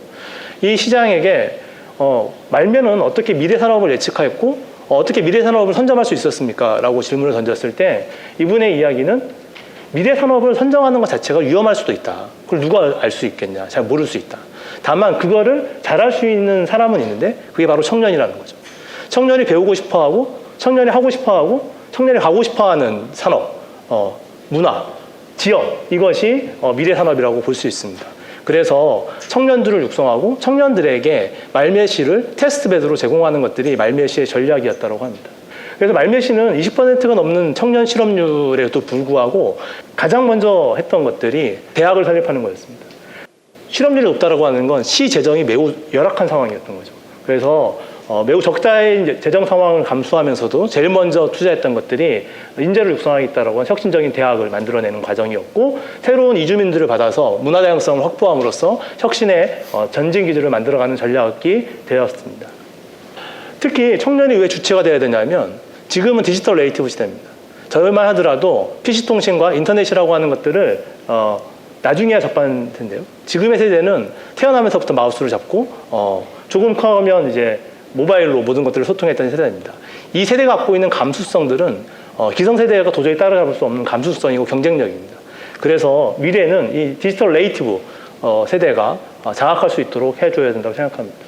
그래서 청년들이 나의 일을 만든다면 자연스럽게 제주의 내일이 만들어진다라고 하는 생각을 바꿔야 됩니다. 과거에는 좋은 일자리가 무엇인지 설정하고 기업동에서 일자리를 만들어내서 청년들이 그 안에 유입되는 방향을 정했다면 그것이 아니라 청년들이 스스로 자기 일을 만들어낼 수 있는 역량을 바꿔내는 걸로 전환하고자 합니다. 이렇게 하기 위해서는 가장 기본적으로 청년들이 사회에 진입하는 것에 필요한 모든 것들을 사회가 부담하고 지원해야 된다고 생각합니다. 사회 진입을 하는데 시간들이 많이 걸리고 있습니다. 과거에는 대학 졸업이 사회 진입이었다면 지금 10개월이 넘는 국면들을 보여주고 있거든요. 이 기간들을 사회적으로 비용을 부담해야 한다고 생각을 합니다. 그리고 혁신지향적인 사회를 만들어야 됩니다. 새로운 일자리는 그저 오지 않습니다. 지난 시기 2003년도, 4년도에 제주도 관광객이 한 500만에서 정체되어 있을 때 1,500만으로 성장하는 과정에서는 수많은 혁신적인 시도들이 있었고 그 혁신적인 시도의 결과물이었습니다. 새로운 기업이 출현하기도 하고 아니면 기존 기업이 성장하기도 하고 아니면 새로운 기업들이 새로운 투자를 통해서 고용을 확대하기도 하고 새로운 기업이 이전하기도 합니다. 이 기반에는 혁신을 만들 수 있는 능력이 가장 중요하고 그 지역이 혁신이라고 하는 것들을 받아들이려고 준비되어 있느냐가 되게 중요합니다. 그래서 새로운 실험을 통해서 혁신 모델을 만들고 이걸 통해서 미래를 만들어 나가고자 하는 태도가 필요합니다. 혁신은 실패할 수 있습니다. 그러나 혁신하지 않으면 반드시 실패할 것입니다. 그래서 우리는 이러한 실험들을 좀 하고 있습니다. 첫 번째는 청년들에게 충분한 소득 지원을 하자는 거죠. 대학을 졸업한 후에 사회에 진입하는 시간도 오래 걸리고 그 다음에 대학 기간에도 오랜 기간 동안 휴학이 발생하는 사회입니다. 과거에 이 지점들을 기존의 기업들이 감당을 했었습니다.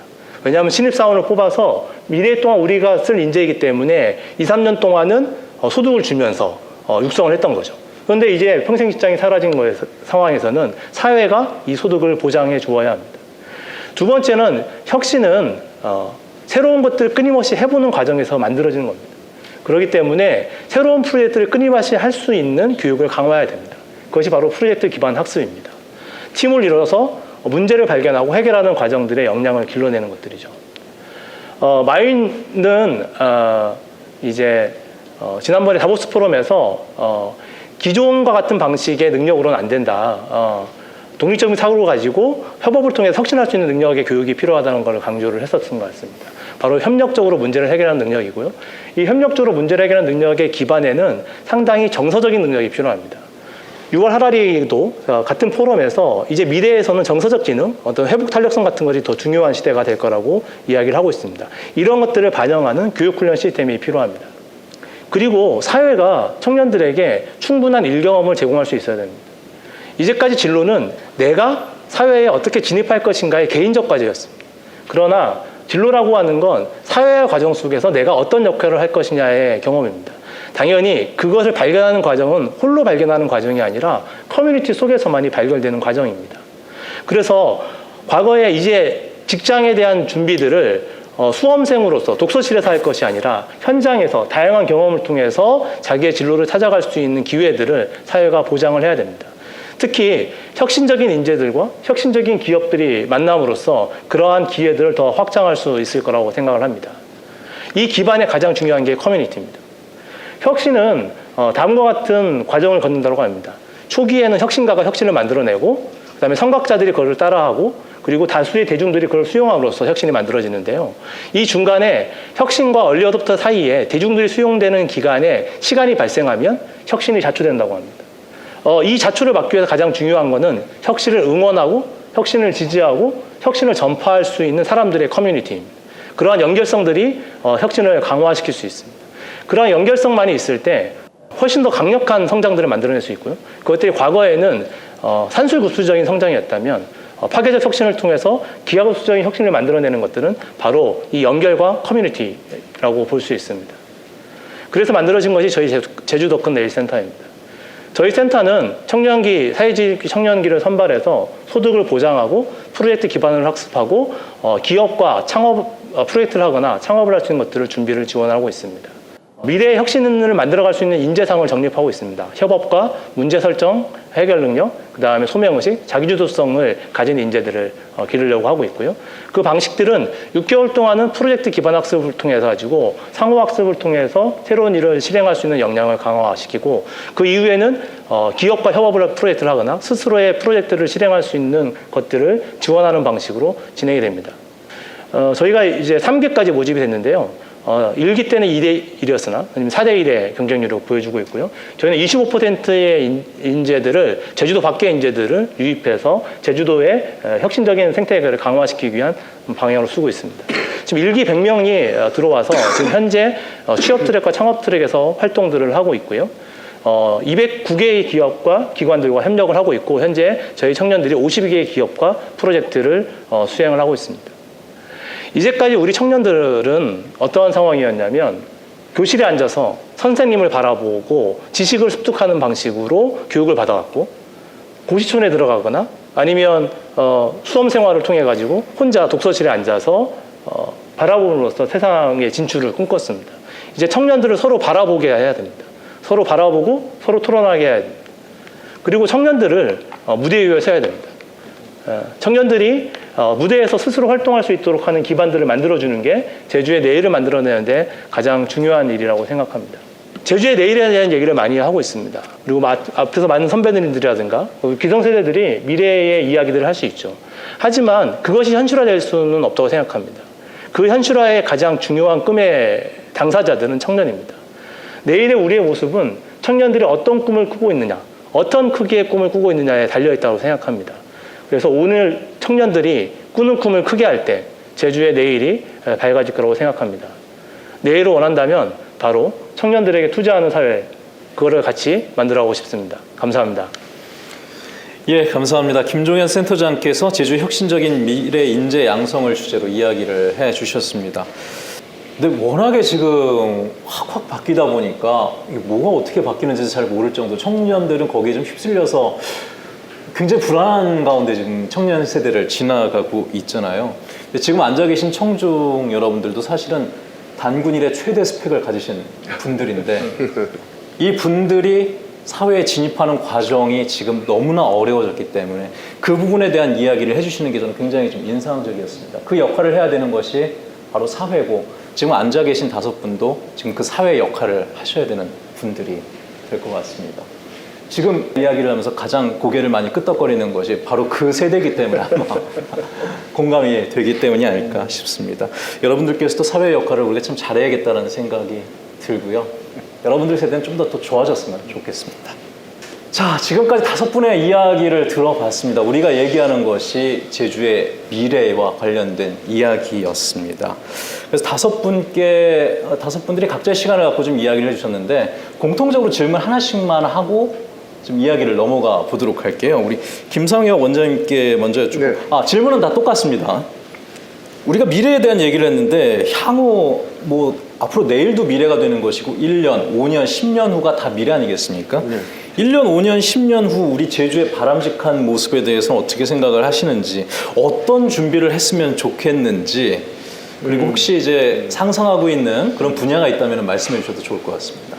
예, 제가 그 모두 말씀에 드렸듯이 그 청정 제주라는 거는 이제 시대적인 가치고요. 일단 세계에서 가장 청정한 곳이 제주다.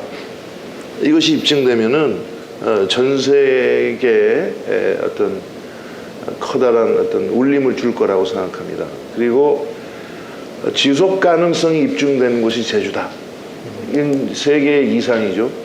지속 가능성을 추상적으로가 아니라 재생 에너지, 전기 수소차, 그리고 미래형 그 전력망 체계, 여러 가지 모든 분야에서 사실은 문명의 전환이 필요한데 지속 가능성이 입증되는 곳이 제주다. 저는 청정과 지속 가능성, 요것이 제주의 미래인데 이것이 뒷받침되려면요 테크놀로지가 굉장히 중요합니다.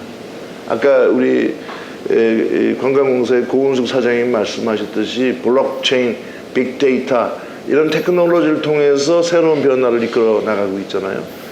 근데 테크놀로지가 잘 돌아가려면 어떻게 해야 됩니까? 인재가 필요하죠. 인재.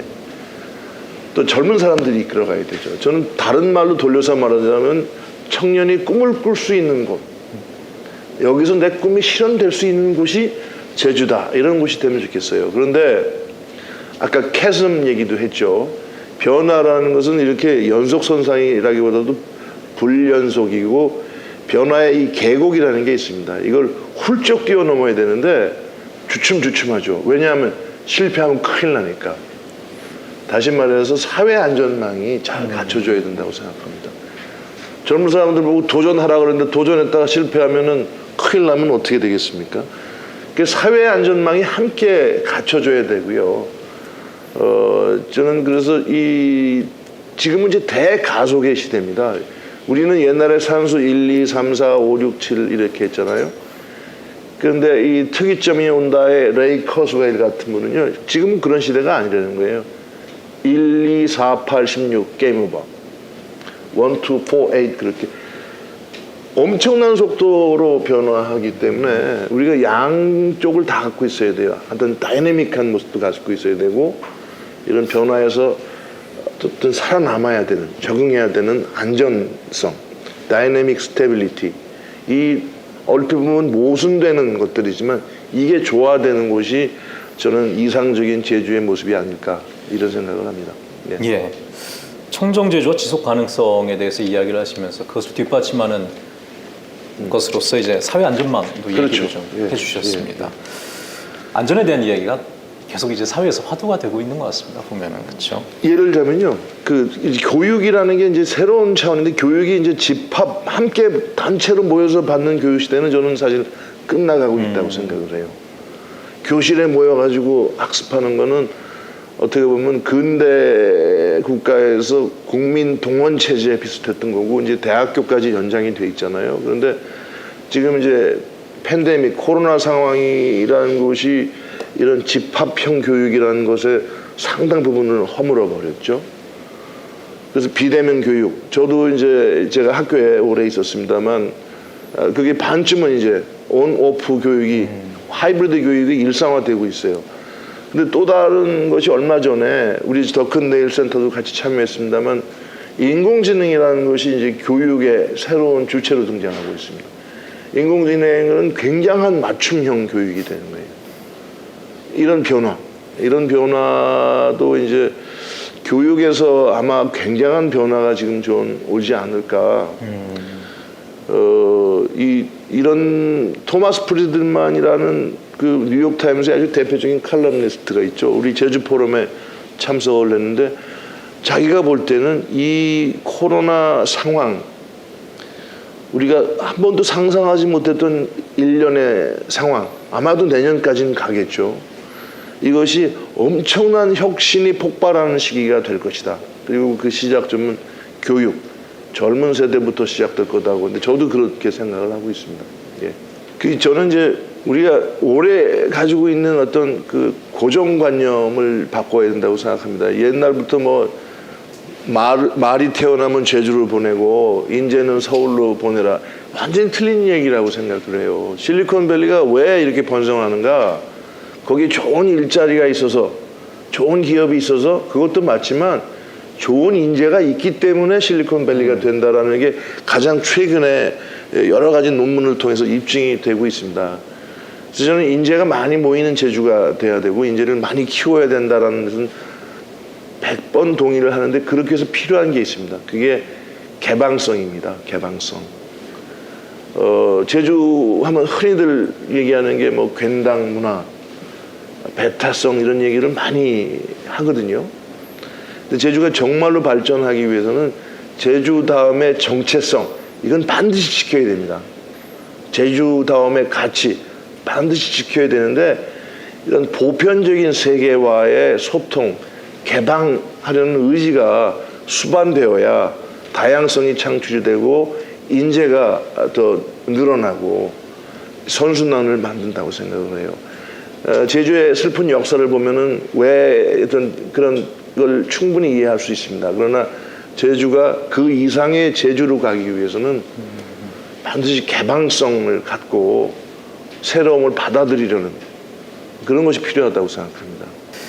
예, 알겠습니다. 그 교육과 관련해서 참 준비해야 될 부분들이 많은 것 같습니다. 변화가 빠르니까요. 그러면 우리 고은숙 사장님께서는 이제 분야에서 상상하고 계신 제주의 미래에 대해서 말씀해 주시면서 그럼 어떤 준비를 같이 하면 좋을까 이야기를 해주시면 좋을 것 같습니다. 네, 저는 아무래도 이제 브랜드 마케팅 전문가다 보니 제주의 미래를 이제 브랜딩의 관점에서 말씀을 드리고 싶습니다. 그러니까 저희 제주의 관광은 저희가 생명산업이라고 할 만큼 하나의 산업으로 지금 바라보고 있는데요.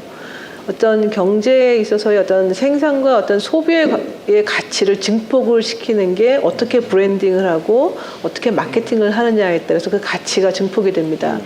그동안에 이제 제주 관광은 하나의 산업으로서 상품으로서의 마케팅은 하였지만 하나의 어떤 코어 핵심적인 가치를 지닌 브랜드로서의 마케팅은 좀 부족하지 않았나라는 생각을 하고 있고요. 제가 이제 질문에서 한 10년 이후에 제주도를 상상을 해본다면, 그러니까 우리가 most loved brand라고 이제 매년 이제 세계에서 발표하는 데이터가 있는데 가장 사랑받는 브랜드로서 제주도가 이름이 올라갔으면 하는 그런 꿈을 갖고 있습니다. 이제 그렇게 하기 위해서 1차적으로는 저희가 이번에 그 팬데믹을 겪으면서 우리에게 기회가 하나가 온 게 세계 관광의 어떤 그 시장의 질서가 지금 재편이 되고 있습니다. 이 가운데 제주의 어떤 천혜의 자연과 더불어서 지금 우리의 그 안전 안심의 어떤 방역 코드가 접목이 되고 거기에 이제 힐링, 웰리스, 치유 산업이 결합이 되면 안전, 안심, 안식처라는 그런 밸류까지 저희가 단기적으로는 갖고 갈 수 있을 것 같아요. 그래서 이런 그동안에 우리가 만들어왔던 관광 상품과 더불어 새로운 가치를 결합을 한 어떤 브랜딩을 좀 저희가 할 필요가 있겠다라는 생각을 하고 있고요.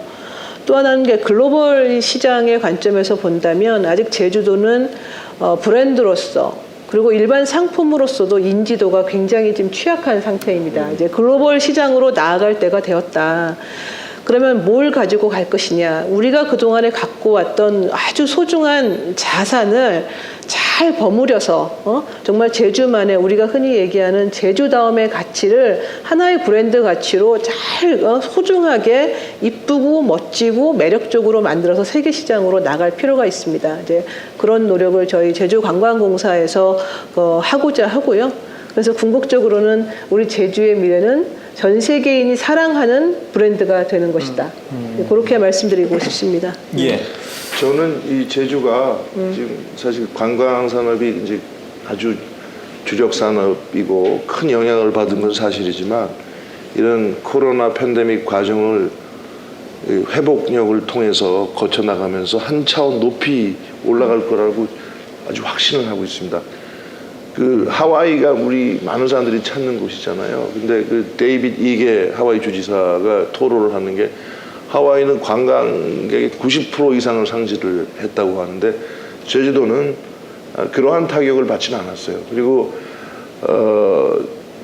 사람들이 정말로 더 가고 싶은 곳으로 여러 가지 수요가 파악이 되고 있고요. 그리고 아까 고은숙 사장님이 빅데이터를 통해서 확인했듯이 대규모 위락단지를 찾아서 특정 지점으로 가려는 게 아니라 제주 전역으로 퍼지고 있다는 것은 굉장히 좋은 신호입니다.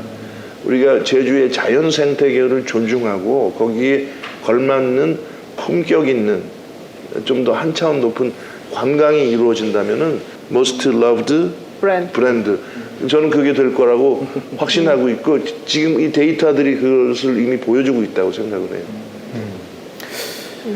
그 두 분 얘기가 사실 뭐 위기가 기회다라는 것은 굉장히 상투적인 얘기긴 한데 그 상투적인 것을 하기가 굉장히 좀 어렵잖아요. 근데 지금은 두 분께서는 보니까 그 부분을 좀 찾고 계신 것 같습니다. 이것이 오히려 더 기회가 될 수 있다는 거에 대해서 그 값어치를 또 높여가는 거에 대해서 좀 얘기를 해주셨기 때문에 저도 굉장히 좀 인상적이었는데 알겠습니다. 자, 그러면 이승택 이사장님께도 좀 여쭤보도록 하죠. 상상하고 계신 제주의 미래 또 어떤 준비를 해야 될까요? 방금 저 원장님, 사장님 말씀하신 그런 부분들을 헤쳐나가기 위한 키워드들을 한번 생각을 해보니까 예를 들면 다양성, 차별성, 독특성, 창조성 이런 단어들이 바로 떠오르거든요. 이 단어들은 뭐 상상되시지만 문화예술에서 주로 생각하는 그 단어들이죠. 예. 또 혁신의 단어이기도 하고 그렇다면은 아까 김상일 원장님께서 말씀하셨지만 이런 혁신을 하기 위해서는 당연히 실패. 아까 우리 우리 더큰넬 센터장님께서도 말씀하셨지만 실패가 용인되는 사회여야 되거든요. 이제 발전기 때, 성장기 때는 우리 부모님들이 그 역할을 해줬는데 하지만 그 역할을 이제는 우리 사회가 해야 되는 그런 역할이라는 것을 아까 김정은 센터장님께서 말씀하셨어요. 그러면 이거를 이제 행동하기 위해서는 결국은 뭐 우리 현대 철학에서 이야기하는 낯설게 하기라는 그 행위, 연습이 필요할 것 같습니다. 그런 과정을 이렇게 만들어 가야 되는데 저는 이제 제주가 나아가야 될 방향은 이제 창조라는 이 무한 에너지가 있지 않습니까? 또한 창조 에너지를 성장 동력으로 제주에서 만들어 가야 될 거라고 생각을 하고 있고요. 결국은 이런 어떤 과정 속에서 제주가 지금은 로컬이지만 그 어느 곳에서도 로컬이었지만 센터가 된 곳들이 많거든요. 뭐 뉴욕도 그랬고 그쵸. 런던도 그랬습니다. 전부 다 로컬에서 시작한 곳들입니다. 그런데 제주는 그러지 센터가 되지 말라는 건 없죠. 물론 이제 우리 탈중앙화된 사회에서 굳이 센터가 될 이유가 있나 생각은 하지만 저희가 어떤 지속 가능함을 가지기 위해서는 그만한 어떤 성장 동력이 필요하다라고 생각을 하는 겁니다. 그래서 제주가 로컬이지만 의미만큼은 지구만큼 큰 로컬이 되도록 했으면 좋겠고요. 저희 인구가 70만 명이지 않습니까? 그런데 지구 뭐 이제 70억이 넘어가죠. 100억 돼가나요 이제? 100억 이상의 그 경쟁력을 가진 그런 어떤 제주였으면 좋겠다는 그런 생각입니다. 그런 차원에서 사실 오늘 이 자리를 만들어주신 우리 한국국제교류재단에서 이런 어떤 네트워킹 할 수 있는 이런 기회를 만들어주신 거는 굉장히 의미심장한 어떤 행위이시고 굉장히 시의적절한 어떤 자리라고 생각을 합니다. 그래서 이 코리아 파운데이션의 어떤 역할과 함께 저희 5기관이 또 이런 교류를 통해서 굉장히 좋은 아주 밝은 미래를 좀 만들어갈 수 있지 않을까 생각을 합니다. 예, 감사합니다. 사실 근데 로컬 얘기하셨는데 로컬의 기준이 뭘까 가끔 생각을 하는데 스스로 좀 가두는 경향들도 있는 것 같아요. 근데 말씀하셨듯이 창조력을 바탕으로 기반으로 한다면은 그것이 헤드쿼터가 또 될 수도 있는 것이니까 알겠습니다. 그리고 소통으로 아름답게 마무리해 주셨습니다. 자, 우리 그러면 전정환 센터장님께도 좀 여쭤보도록 할까요? 제주의 바람직한 미래상으로 생각하고 있는 것, 그리고 그것을 위해 어떤 노력을 하면 좋을까요? 네. 저는 한 10년 뒤면은 제주가 동아시아의 창조 허브가 될 거라고 생각을 하고요. 사실 5년 전부터 저희 센터 설립할 때 그거의 비전에 있기는 했습니다. 근데 그 동아시아로 특히 얘기를 한 이유는 제주는 원래 일본하고 교류가 되게 많았던 곳이죠. 제주 분들이 오사카에 여전히 제주 분들 마을도 있고, 그리고 대만 같은 경우도 일종의 큰 섬이고, 또 이제 근대화 역사도 비슷하고, 또 중국의 뭐 상하이 같은 라이프 스타일을 되게 추구하는 데는 제주를 너무 좋아하는 또 중국인들도 있잖아요. 그럼 이런 분들에게 제주는 우리나라 사람들에게만 이제 로망이 아니라 모두에게 로망일 수가 있죠. 그래서 이제 그런 창조 허브가 되고 교류를 하면서 국제교류재단에서 하는 게 너무 저는 의미가 있는 것 같은데요. 그런 전략을 세워서 가면은 분명히 크리에이티브한 일을 하는 사람들에게 제주는 여기는 내가 살고 싶은 곳, 일하고 싶은 곳, 적어도 뭐 여기 사는 분도 있고 아니면은 1년에 한 달 살이 하는 분도 있고 이렇게 하면서 제주에 가면은 그런 분들을 만날 수 있고 같이 협업할 수 있는 곳. 사실 실리콘밸리가 그렇잖아요. 근데 제주가 그런 형태의, 물론 산업이 실리콘밸리랑 조금은 다를 수 있지만 될 수 있다고 생각을 하고요. 예. 창조 허브라는 말만 들어도 뭐 가슴이 뛰는 것 같습니다. 자, 그러면 김종현 센터장님께도 마지막으로 질문 한번 드려보겠습니다. 똑같은 질문인데요. 생각하고 계신 제주의 미래상 그리고 어떤 준비가 필요할까에 대한 질문입니다. 저는 이제 미래를 얘기할 때마다 어떤 이제 창조, 혁신 뭐 이런 얘기들을 많이 하지 않습니까? 어떤 좀 탁월함을 추구하는 것들인데요. 이 탁월함을 추구하는 즐거움에 대해서 우리가 좀 내재화되는 게 되게 중요하다고 생각이 듭니다. 실제 이게 뭐 혁신해야 돼, 뭐 창조해야 돼 이런 것들이 자칫하면 되게 압박으로 다가오고 즐겁지 않은 과정으로 인식될 가능성이 좀 더 있거든요. 제가 이제 지금 청년들이랑 매일 이제 제주의 어떤 문제들이라든가 제주가 가야 될 목표에 대해서 도달하는 솔루션들에 대한 토론들을 매우 많이 하는데요. 이 토론을 즐기는 것 자체가 즐거워야 좋은 결과물이 나오더라고요. 그러니까 이게 수학을 공부하는 학생이 있다고 보면 시험을 틀려가지고 스트레스 받는 친구랑 수학을 잘 못 풀지만 수학 문제를 푸는 게 되게 재밌는 친구가 있다면 1년 후가 지나면 당연히 누가 더 수학을 잘하겠습니까? 그걸 즐기는 사람만이 더 잘할 것 같아요. 그래서 우리가 혁신과 탁월함에 대한 추구를 되게 즐기는 사람들이 됐으면 좋겠다는 생각이 듭니다. 근데 과거에는 이러한 것들을 즐기는 것들을 조금 이제 부정적인 인식들이 있어요. 왜냐하면 이런 것들이 자칫하면 양극화를 낳을 거라고 우려를 하고 있거든요. 그래서 그 탁월함을 만들어낼 수 있는 사람들은 소수인 것 같고 그들은 뭔가 많은 성과들을 갖고 왔고 그러지 않은 사람들은 오히려 뒤처질 거라는 우려들을 가져가는데요. 지역 전체가 탁월함을 추구하고 그 탁월함의 성과들이 오히려 우리의 안전망이 돼서 우리의 미래를 도약할 수 있는 이제 디딤돌이 되어주는 선순환 구조를 만들어 나간다면 우리가 좀 탁월함을 이제 추구하는 즐거움들에 조금 더 함께 들어갈 수 있을 것 같습니다. 그리고 특히 이게 청년들에게 그런 자세가 되게 중요합니다. 실제 지금 청년 세대의 눈높이에 맞는 직업은 없는 것 같아요. 왜냐하면 대기업에 간다 그래도 뭔가 꽉꽉 꽈인 시스템에 갈 것 같고 공기업에 간다 그래도 내가 평생 저렇게 살기는 되게 어려울 것 같고 그렇다고 해서 되게 스타트업을 혁신하고는 되게 불안정한 것 같은 상황들이거든요. 근데 여러분들이 꿈꾸는 일자리들을 여러분들이 만들 수 있다라고 하는 것 그리고 그걸 만들어가는 과정들을 우리가 되게 즐겁게 갈 수 있다라고 하는 사회가 되어야만이 저는 이 일자리 문제도 해결할 수 있지 않을까. 지금 청년들이 추구하는 탁월한 일자리들이 있습니다. 좀 새로운 지식들과 새로운 기술들이 써야지고 그다음에 좀 아름다움들을 표현할 수도 있고 나다움들도 가져갈 수 있고 나의 삶들을 윤택하게 하지만 또 누군가에게 기여할 수 있는 그러한 일자리들은 지금 아직 도래하지 않았다. 오히려 우리가 탁월함을 추구함으로써 만들어갔으면 좋겠다 이런 생각을 갖고 있습니다. 5분의 원하는 10년 후, 5년 후 제주의 미래상에 대해서도 이야기를 들어봤고 그런 미래상을 만들어가기 위해서는 어떤 노력을 하면 좋겠는지에 대해서도 이야기를 들어봤습니다.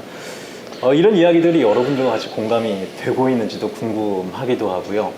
그런 걸 좀 확인할 겸 질문을 좀 받아보도록 하겠습니다. 일단은 사전에 이제 5분이 여기에 참여하신다는 소식을 듣고 사전 질문을 받아놓은 것이 있는데 고은숙 제주관광공사 사장께 제주대학교 관광개발학과에 재학 중인 유장한 학생이 질문을 준비해봤습니다. 예, 먼저 좋은 말씀 감사드립니다. 저는 현재 제주도에서 관광을 전공하고 있는 대학생입니다. 또한 외교부 대학생 서포터즈 멘토로 활동하고 있는데요. 이제 4차 산업혁명에 따라서 많은 직업들이 변화하고 있습니다. 이러한 물결 속에서도 관광과 외교라는 가치는 사람이 사람을 다룬다는 점에서 많은 비슷한 공통점을 가지고 또한 그 역할이 더욱 중요해지고 있습니다. 특히 관광은 공공외교와도 직결되는 부분인데요. 이제 고은숙 사장님께서도 말씀하셨다시피 관광은 이제 제주 관광이 외국인과도 많이 연결이 되어 있는데 이러한 관점에서 제주도가 가지는 외교적 가치와 또한 관광과 외교의 연계점이 궁금합니다. 사실 생각해보지 않았던 그 주제이긴 합니다. 관광과 외교를 이제 결합을 시켜서 생각은 못했었는데 그 질문을 받고 보니 그 유엔에서 관광은 그 평화로 가는 여권이다. 패스포트 피스라는 거 규정했던 얘기가 생각이 납니다.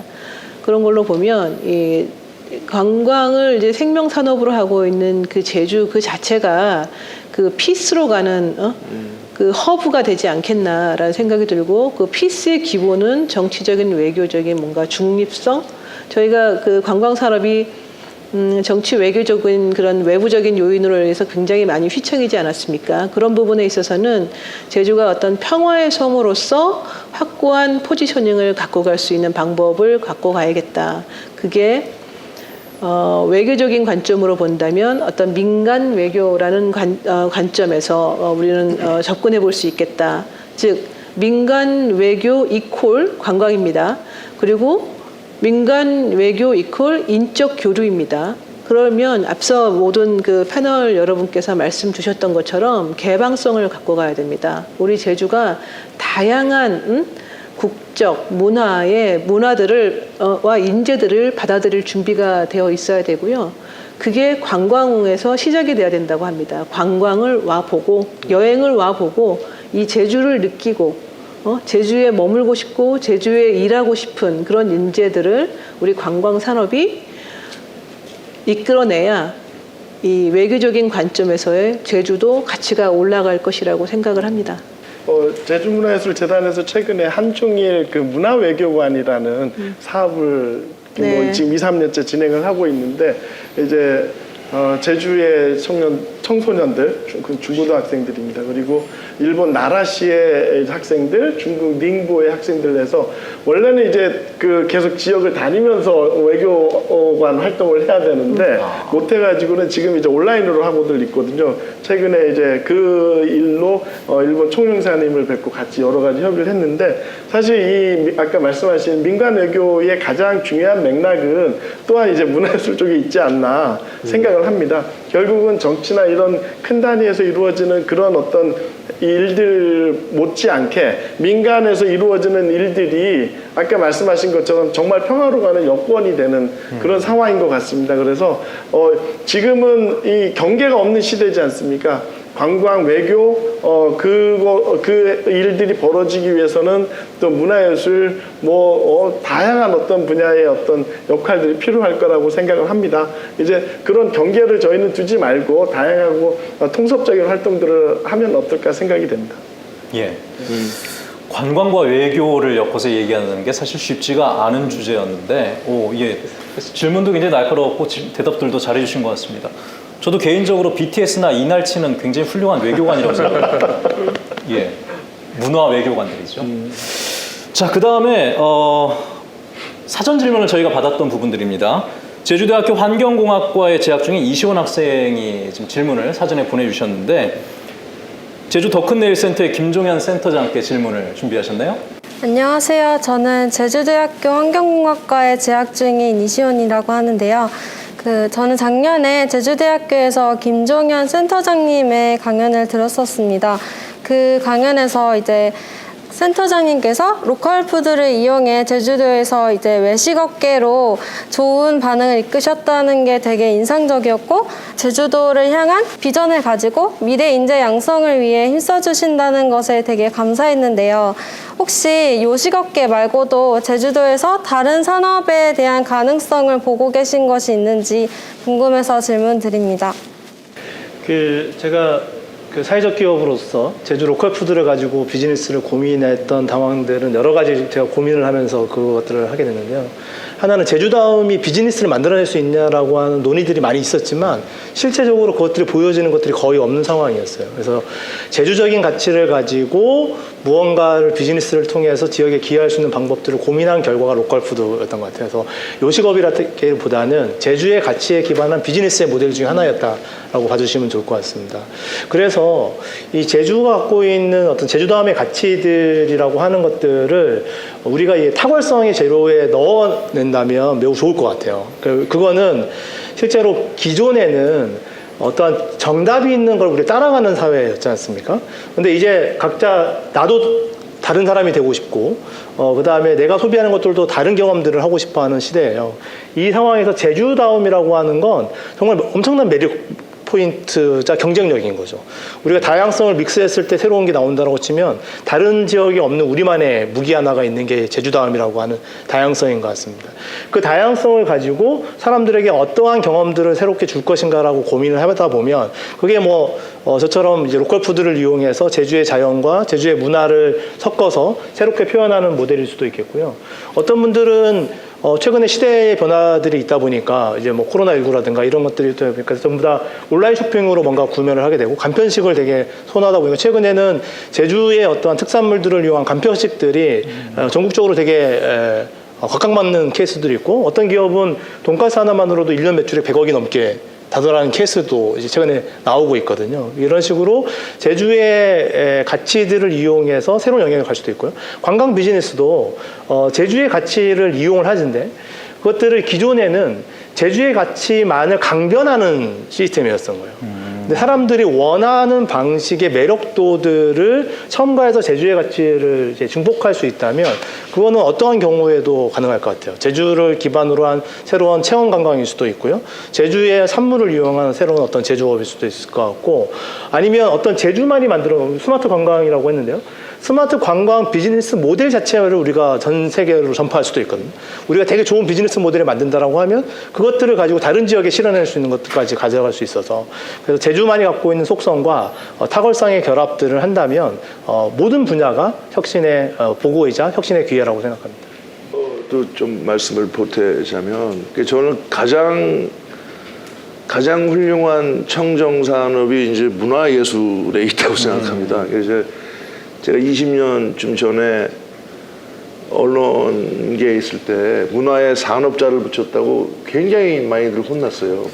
성스러운 문화에 웬 산업이 들어가느냐. 문화산업 포럼의 창립 멤버였는데 지금 문화가 그런 아주 커다란 부가가치 산업을 만든다는 것에 대해서 막 동의할 수밖에 없죠. 그래서 제가 이승택 이사장님께 BTS의 헤드쿼터를 제주도에 한번 제주도와 정말 잘 어울리는 미래 산업이 저는 산업이란 말이 좀 불편하게 들리실지는 모르겠지만요. 사실은 굉장히 중요한 제주다움을 보여주면서도 다양성을 포용하고 그런 분야가 되지 않을까 저는 그런 좀 촉이 오고 있습니다. 예. 두 분 말씀이 사실 같은 말을 기반으로 하고 있는데 제주담을 활용한 부분에 대해서 얘기를 하시는 거잖아요. 전에 그런 얘기 들었었는데 외부에서 최근 몇 년 동안에 이제 문화기획자들이 많이 내려왔었잖아요. 근데 자기들은 내려오면서 놀랐던 것이 이렇게 가치 있는 게 많은데 그걸 알아보지 못하고 있는 부분들이 자기들은 더 놀랍다라는 얘기를 했었습니다. 그러니까 우리 안에 제주의 가치라는 것이 굉장히 무궁무진한 것인데 우린 늘 바라보고 있는 것만 있었기 때문에 그 가치들을 못 본다는 것이죠. 두 분의 말씀도 그런 가치들을 잘 활용할 수 있다면은 아까 뭐 요식업 얘기도 하셨습니다만 그쪽에서도 그 제주다움의 가치를 활용할 수 있는 것이고 문화산업에서도 제주다움을 같이 이용할 수 있다면은 그것이 가장 큰 경쟁력이든 또 무기가 될 수 있지 않을까 그런 생각이 들기도 하는군요. 제가 이해한 게 맞았죠? 예, 제가 좀 여기 주제에 대해서 보탤까요? 기업에 대한 얘기 때문에 좀 부탁드리면 그 제주 다음이 꼭 함도가 90% 이상일 필요는 없는 거잖아요. 그죠? 예, 그 얘기는 무슨 얘기냐면 저희 지금 보육기업 중에 졸업기업 중에 저희가 시드머니 투자를 최근에 결정한 기업이 있는데요. 여기는 세탁업을 하는 곳이에요. 세탁업인데 제주는 이제 펜션이라든지 이런 소규모 숙박업이 많다 보니까 직접 그 세탁하는 게 어려운 거예요. 대형 호텔이 내는 쉬운데. 그래서 그거를 이제 B2B로 해결해 주는 것부터 시작을 했어요. 원래 SK 컴즈 다니던 기획자가 제주 이주에서 이거를 시작한 거죠. 그래서 그거를 하다가 작년에 이제 공장을 만들고 그리고 이제 사업을 확장하는 과정에서 저희랑 도시재생지원센터가 같이 한 이제 그런 원도심에 재생하는 프로그램에 참여를 하고선 새로운 생각을 확장하게 된 거예요. 원도심에 보니까 동문시장에 계신 그 삼촌들이 굉장히 주변에 세탁소가 하나둘 없어져 가니까 되게 힘들어한다. 세탁소는 영세해져 가고 점점 쇠퇴해 가고. 근데 지금 서울에서는 지금 세탁 스타트업들이 굉장히 많이 투자를 받고 성장을 하고 있거든요. 근데 그런 스타트업들이 몇 년 전에 제주에 진출하려고 하다가 실패했대요. 그러니까 제주의 어떤 환경적인 이유나 이런 것에서 그게 잘 맞지 않았던 부분이 있는 거죠. 근데 제주에서 만들어진 그 제클린이라는 스타트업인데요. 그것을 이렇게 제주의 분들을 하나둘 만나면서 그 일종의 관계를 형성해 가면서 제주의 문제를 그 진짜 문제 여기에 우리의 해결해 가다 보니까 이 기업은 투자해도 되겠다는 생각이 든 거예요. 이 기업이 물론 전국으로 뻗어나갈 수 있을지는 두고 봐야겠지만 어떻게 보면은 육지에서 제주에 진출하려는 기업 입장에서는 이 기업이랑 협력하지 않으면 하기가 쉽지 않은 그래서 여기에 제주라는 우리의 좀 더 집중해서 우리의 삶의 질을 높이고 우리의 문제를 해결하는 데 집중하다 보면은 되게 유니크한 모델이 나올 수가 있고 그것을 육지나 해외에 있는 또 다른 쪽이랑 융합해서 연결해서 인재들이 같이 그거를 고민할 수 있다면 충분히 성장할 수 있습니다. 그래서 이런 부분이 있고요. 또 한 가지 종류는 아까 캐치플레이라는 그 기업을 제가 사례로 잠깐 얘기했었는데요. 이 기업은 NXC의 직원들이, 넥슨의 직원들이었는데 제주가 좋아서 살던 친구인데 그래서 나와서 앱을 만들었어요. 교육용 앱이에요. 영어 교육을 하는 앱. 근데 이 앱은 아무 데서나 만들어도 상관없어요. 근데 이 친구들은 제주에 살고 싶기 때문에 만들었고 엔지니어도 미국에서 유학했던 개발자가 제주로 이주해서 이제 합류를 하고 이런 팀이 있습니다. 그래서 어느 장소에서나 상관없이 할 수 있는데 제주가 좋아서 제주의 라이프 스타일을 살고 그렇게 하는 기업들이 제주에 있다면 이 기업도 제주다운 기업이 아닐까요? 그래서 우리가 좀 이렇게 넓게 확장을 해서 보면은 충분히 더 많은 것들을 상상할 수 있다고 생각을 합니다. 전종환 센터장님께서는 이제 오늘 융합에 대한 얘기를 굉장히 좀 많이 해주셨던 것 같아요. 그러니까 이건 뭐 순도 100%니 99%니 이렇게 얘기하는 것보다도 우리가 편협한 사고방식 속에 좀 빠져들지 말자라는 그 이야기를 해주시는 것 같습니다. 또 굉장히 좀 일리가 있는 얘기인 것 같고요. 실제로도 이제 이주해 오신 분들과 여기 제주도에서 오랫동안 살아오셨던 분들이 같이 시너지를 냈던 효과들이 굉장히 좀 많이 보고가 되고 있거든요. 그런 쪽으로 잘 살려보는 그런 일들이 많이 좀 벌어졌으면 좋겠습니다. 자, 그러면 지금 오랜 시간 동안 좀 이야기를 들으시면서 혹시 나는 좀 이 질문을 좀 해보고 싶었다, 궁금한 게 있다라고 생각하시는 분이 있다면은 손을 들어주시면은 예. 네, 안녕하세요. 저는 제주대학교 정치외교학과에 재학 중인 정수희라고 합니다. 저도 이제 육지에서 제주로 유학 온 학생으로서 김상엽 원장님의 말씀을 굉장히 인상 깊게 들었는데요. 오늘 얘기하신 여러 가지 가치 중에 협력과 또 이제 청년이라는 가치에 대해서 굉장히 인상 깊게 들었습니다. 또 이제 협력이라는 가치에 대해서 이제 제주도에서 기업과 기관을 운영하시면서 이제 도정과의 협력이 가장 중요할 것이라고 생각이 되는데요. 기관의 운영자로서 이제 도정에 제안하고 싶으신 점이나 도정의 개선을 요청하고 싶으신 부분이 있다면 이제 그 부분이 어떤 부분들인지 여쭤보고 싶습니다. 제가 갖고 있는 기본적인 입장은 그렇습니다. 제주연구원은 종합적인 그 싱크탱크를 지향하고 있는 제주연구원은 정책연구기관이기 때문에 현실에 미치는 영향이 꽤 있어요. 그래서 언행일치하자. 우리는 옳다고 믿는 것은 옳다고 주장을 하고 바른 길로 여겨지는 방향에 대해서는 정책을 선도하자, 이런 입장입니다. 그래서 제가 아까 좀 말씀드렸듯이 청정 제주를 위한 여러 가지 방향에 대해서는 도정보다도 좀 앞서서 연구 제안도 드리고, 그리고 이제 뉴 프론티어, 제주에서 새로운 미래가 시작된다는 뉴 프론티어, 이런 것도 적극적으로 정책적인 제안을 하고 있습니다. 그런 방향과 맞지 않는 것이 있다면은 저는 소신껏 그 정책에 대해서도 비판할 용기가 필요하다고 생각합니다. 거기 덧붙여서 하나 좀 말씀드리고 싶은 거는요, 아까 로컬이라는 것을 생각을 해보자, 사회자분께서 아주 좋은 화두를 주셨는데, 로컬이라는 건 결코 나쁜 뜻이 아닙니다. 로컬은 원래 의학 용어에서도 많이 발전을 했는데 어떤 특정한 장소, 신체의 중요한 부분이에요. 로컬이 없으면 신체가 없고 전체가 없는 겁니다. 로컬이 굉장히 중요한데, 로컬이 폐쇄적인 방향으로나 엉뚱한 방향으로 흐르게 되면 옳지 않죠. 근데 제주가 지금 지향하는 청정한 제주, 깨끗하고 안전한 제주, 그리고 탄소 중립의 제주는 세계가 가려고 하는 보편적인 방향이에요. 제주가 좀 선도성을 가지고 있기 때문에 이런 것에 대해서 제주가 미래다, 좀 말장난이야, 이렇게 생각하시지 말고 자신감을 좀 가지면 좋겠어요. 자신감을 가지면 좀 더 개방적인 태도가 가능할 것이고, 또 긍정적인 미래를 개척하려는 자신감을 어떻게 심어줄 것이냐는 또 다른 문제긴 하지만 제가 볼 때는 저는 이제 외지인입니다. 그런 면에서는. 그래서 더 객관적으로 보여요. 제주 분들은 자신감을 가져도 좋으십니다 라고 얘기하고 싶어요. 충분히 좋은 방향으로 선도하고 계시다. 제주 속담에 이런 게 있다고 들었어요. 동네 신방 내물인다.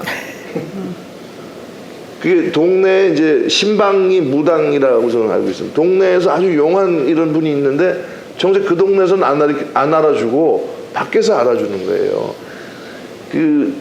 각 지역마다 그런 특성이 있는데 저는 자신감을 갖고 제주도가 지금 가려는 방향이 옳은 방향이다. 이게 제주도는 물론이고 대한민국의 그리고 더 크게는 세계를 열어가는 뉴 프론티어 미래다라고 좀 자신감을 갖고 긍정적으로 이 변화를 좀 가져가면 좋겠다. 이런 말씀을 좀 드리고 싶습니다. 자, 그러면 아쉽지만 KF 한라 포럼 제주 세션 제주의 미래양 순서는 오늘 여기서 마치도록 하겠습니다. 지금 여기에서 함께 고민하고 나눴던 것들이 우리 제주의 미래를 위한 자양분이 되기를 기원하면서 또 다음에 또 만나기를 기원하면서 오늘 순서 마치도록 하겠습니다. 함께해 주신 여러분 고맙습니다. 감사합니다.